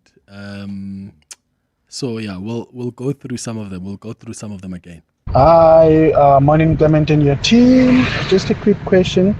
What anal toys do they recommend for beginners? I would like to try anal with one of my partners. So I would like to find out which anal toys would I start with for her as a beginner. So anal toys for beginners. What do you guys recommend? So with anal, I think the first thing I always say is just make sure you have a lot of lube before we go anywhere. Before we even start picking the type of anal toy we're going to use, make sure there's a lot of lube. Lube. You know, the wetter the better, right? So you get two types. Well, I'm going to just mention two types that are quite popular. So you get the conventional, almost. So this is how it looks. So it looks like a triangle, and then it goes into the anus, but just lubricated. So this comes in different materials. This particular one is silicone. At the bottom, it's got this little nice, cute little diamond piece thing, glass thing looking at the bottom. And then another one that is actually really dope for beginners to get into. I'm gonna show you just now.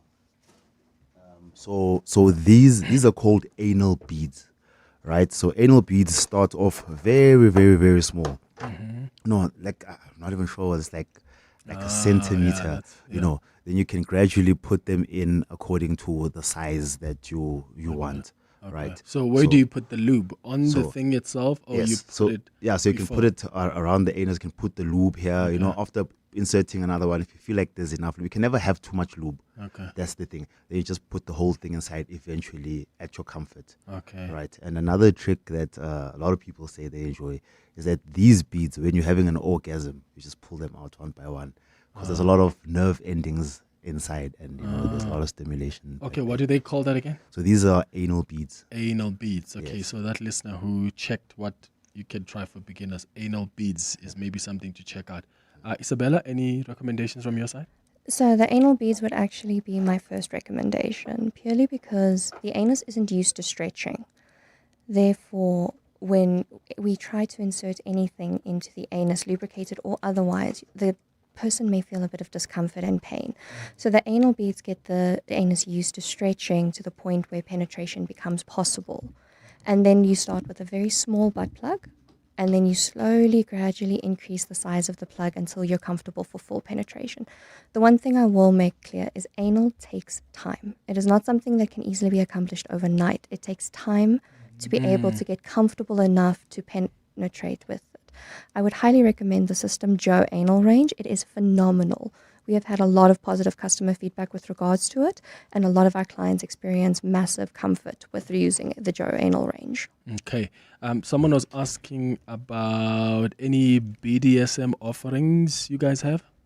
Yeah, so we do have different bondage kits, you know, like in front of me here, I've got a 9-piece bondage kit. So this has ankle cuffs, wrist cuffs, blindfolds, rope, whip, paddle, anal plug, and nipple clamps. So it's like a nipple what? Nipple clamps.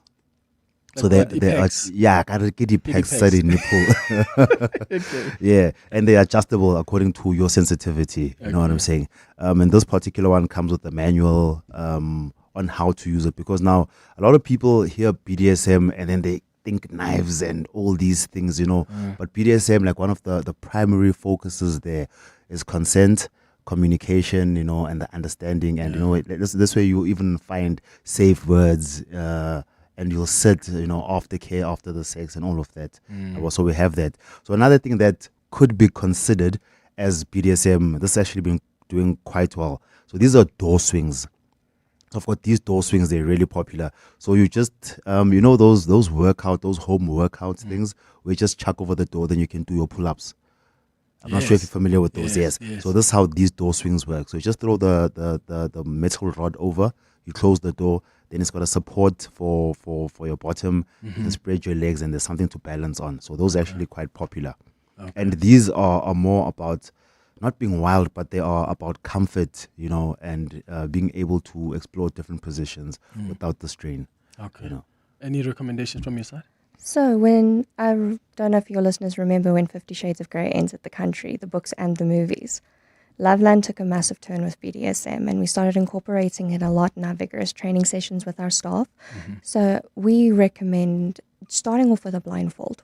A simple sensory deprivation goes a long way because it builds up the anticipation of touch. And then we slowly integrate each unique toy to be able to enhance that sensation even further. Our anyone can go into any one of our stores, and our team is dedicated and trained to guide anyone through this process to ensure that you not only have a safe BDSM journey, but an enjoyable one. Because as Dominique had rightly said, there's a lot of stigma with regards to BDSM just being about pain. It's not about pain. It's about the giving of trust. And if you can't trust that your partner is not going to do something that you otherwise wouldn't consent to, BDSM is not going to be for you. Yeah. Okay, let's go to WhatsApp on 0727021702. Please, can you ask your guests to maybe talk a little bit about an anal plug, or known as a butt plug? My husband and I are thinking about using one, and we are quite intimate, and we've got a few other toys, but that one for me, I'm not 100% sure in terms of what it's supposed to do, and also how to prepare to be able to use one as well. So I'm just quite interested in that. Something that we haven't tried yet. We've tried quite a lot of other games and other toys, but that's the one that's we haven't tried yet. So it would be great if they can maybe chat about that a little bit. Thank you so much, Anonymous. Thank you so much, Anonymous. Guys? So I would recommend prep work has to be starting with a douche. It's going to be a bit uncomfortable, but a douche will also allow you to have the confidence to be able to know you are as clean as can be back there. Because a lot of people have a stigma that because of what happens in the anal cavity that it's going to transpire during sex. And it can, but only if you aren't taking the proper precautionary steps. And as mentioned before, we start small with anal beads and we slowly build you up until we reach a bigger butt plug, and then you're more comfortable for penetration. Lube, lube, lube. There is no compromise with lube. Rather get a good quality lubrication than risk a discomfort. Yeah, absolutely. Dominique and Isabella, thank you so much, guys, for making time for us. So go over to honeybun. Is it Honeybun ZA? Honeybun ZA on social media. Honeybun.com. Yeah. To order online if you're not ordering on Instagram. Or go over to Loveland, LUVLAND. You said the website for them to order discreetly is? LUVLAND.co.za. Thank you so much, guys, for making time. Thank you so much for having us. Thank you. From pioneering investments in the telecom sector to getting a foot in the door in the early days of private media, the Mineworkers Investment Company has always been on the lookout for new and innovative companies to advance South Africa as a nation, while building financial security for our country's mine workers and their families. As we end a year of looking back on 3 decades of incredible successes, we look forward to the next 3 decades and beyond. Join us as we celebrate 30 years of MIC. To you, it's a bee. To your dog, it's a yummy flying jelly bean. But it could also end up being an expensive vet bill. Get peace of mind with Outsurance Pet Insurance from only 65 Rand a month. You get claims paid in 1 day, a fixed excess, choose your own vet, and you could get a cash out bonus. SMS quote to 45149. That's quote to 45149. Licensed insurer and FSP. TCs and information online. Supercharge your business productivity with Moloi Innovative Solutions. We bring the most highly customized and cost-effective IT infrastructure to your fingertips. Whether it's desktop and server support, cloud services or hardware, software and printer procurement, our dynamic team makes sure that you have the tech that resonates with you. Moloi Innovative Solutions. Experience at its best. Get to moloiis.co.za for more. Coming up on the Midday Report with Mandy Wiener. Good morning, Mandy Wiener. Good morning, Clement Manyathela. What's popping today? We'll start the show talking about Thabo Bester being moved to the country's highest security prison. Why only now? Zuma and Mbeki have lost their bid to get Justice Gampepe to recuse herself, so now they'll have to testify at the TRC inquiry before her. We'll speak to the Kruger mayor on the World Surf League not being held in J Bay this year. There are 21 name changes on the cards for the Eastern Cape and KZN, including East London and Graaff-Reinet. We'll find out about that. And it's Friday, Clem. Sports and good things too.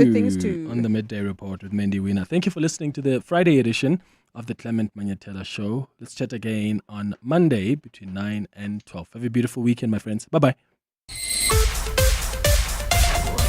This is EWN. Good afternoon, I'm Maki Molapo. We begin in the capital, where the Madlanga Commission of Inquiry has postponed its public hearings until Tuesday. This follows a lengthy debate around the readiness of the next witness who was expected to testify today. Sergeant Fani Nkosi, a member attached to organised crime in Gauteng, was due to begin his testimony today.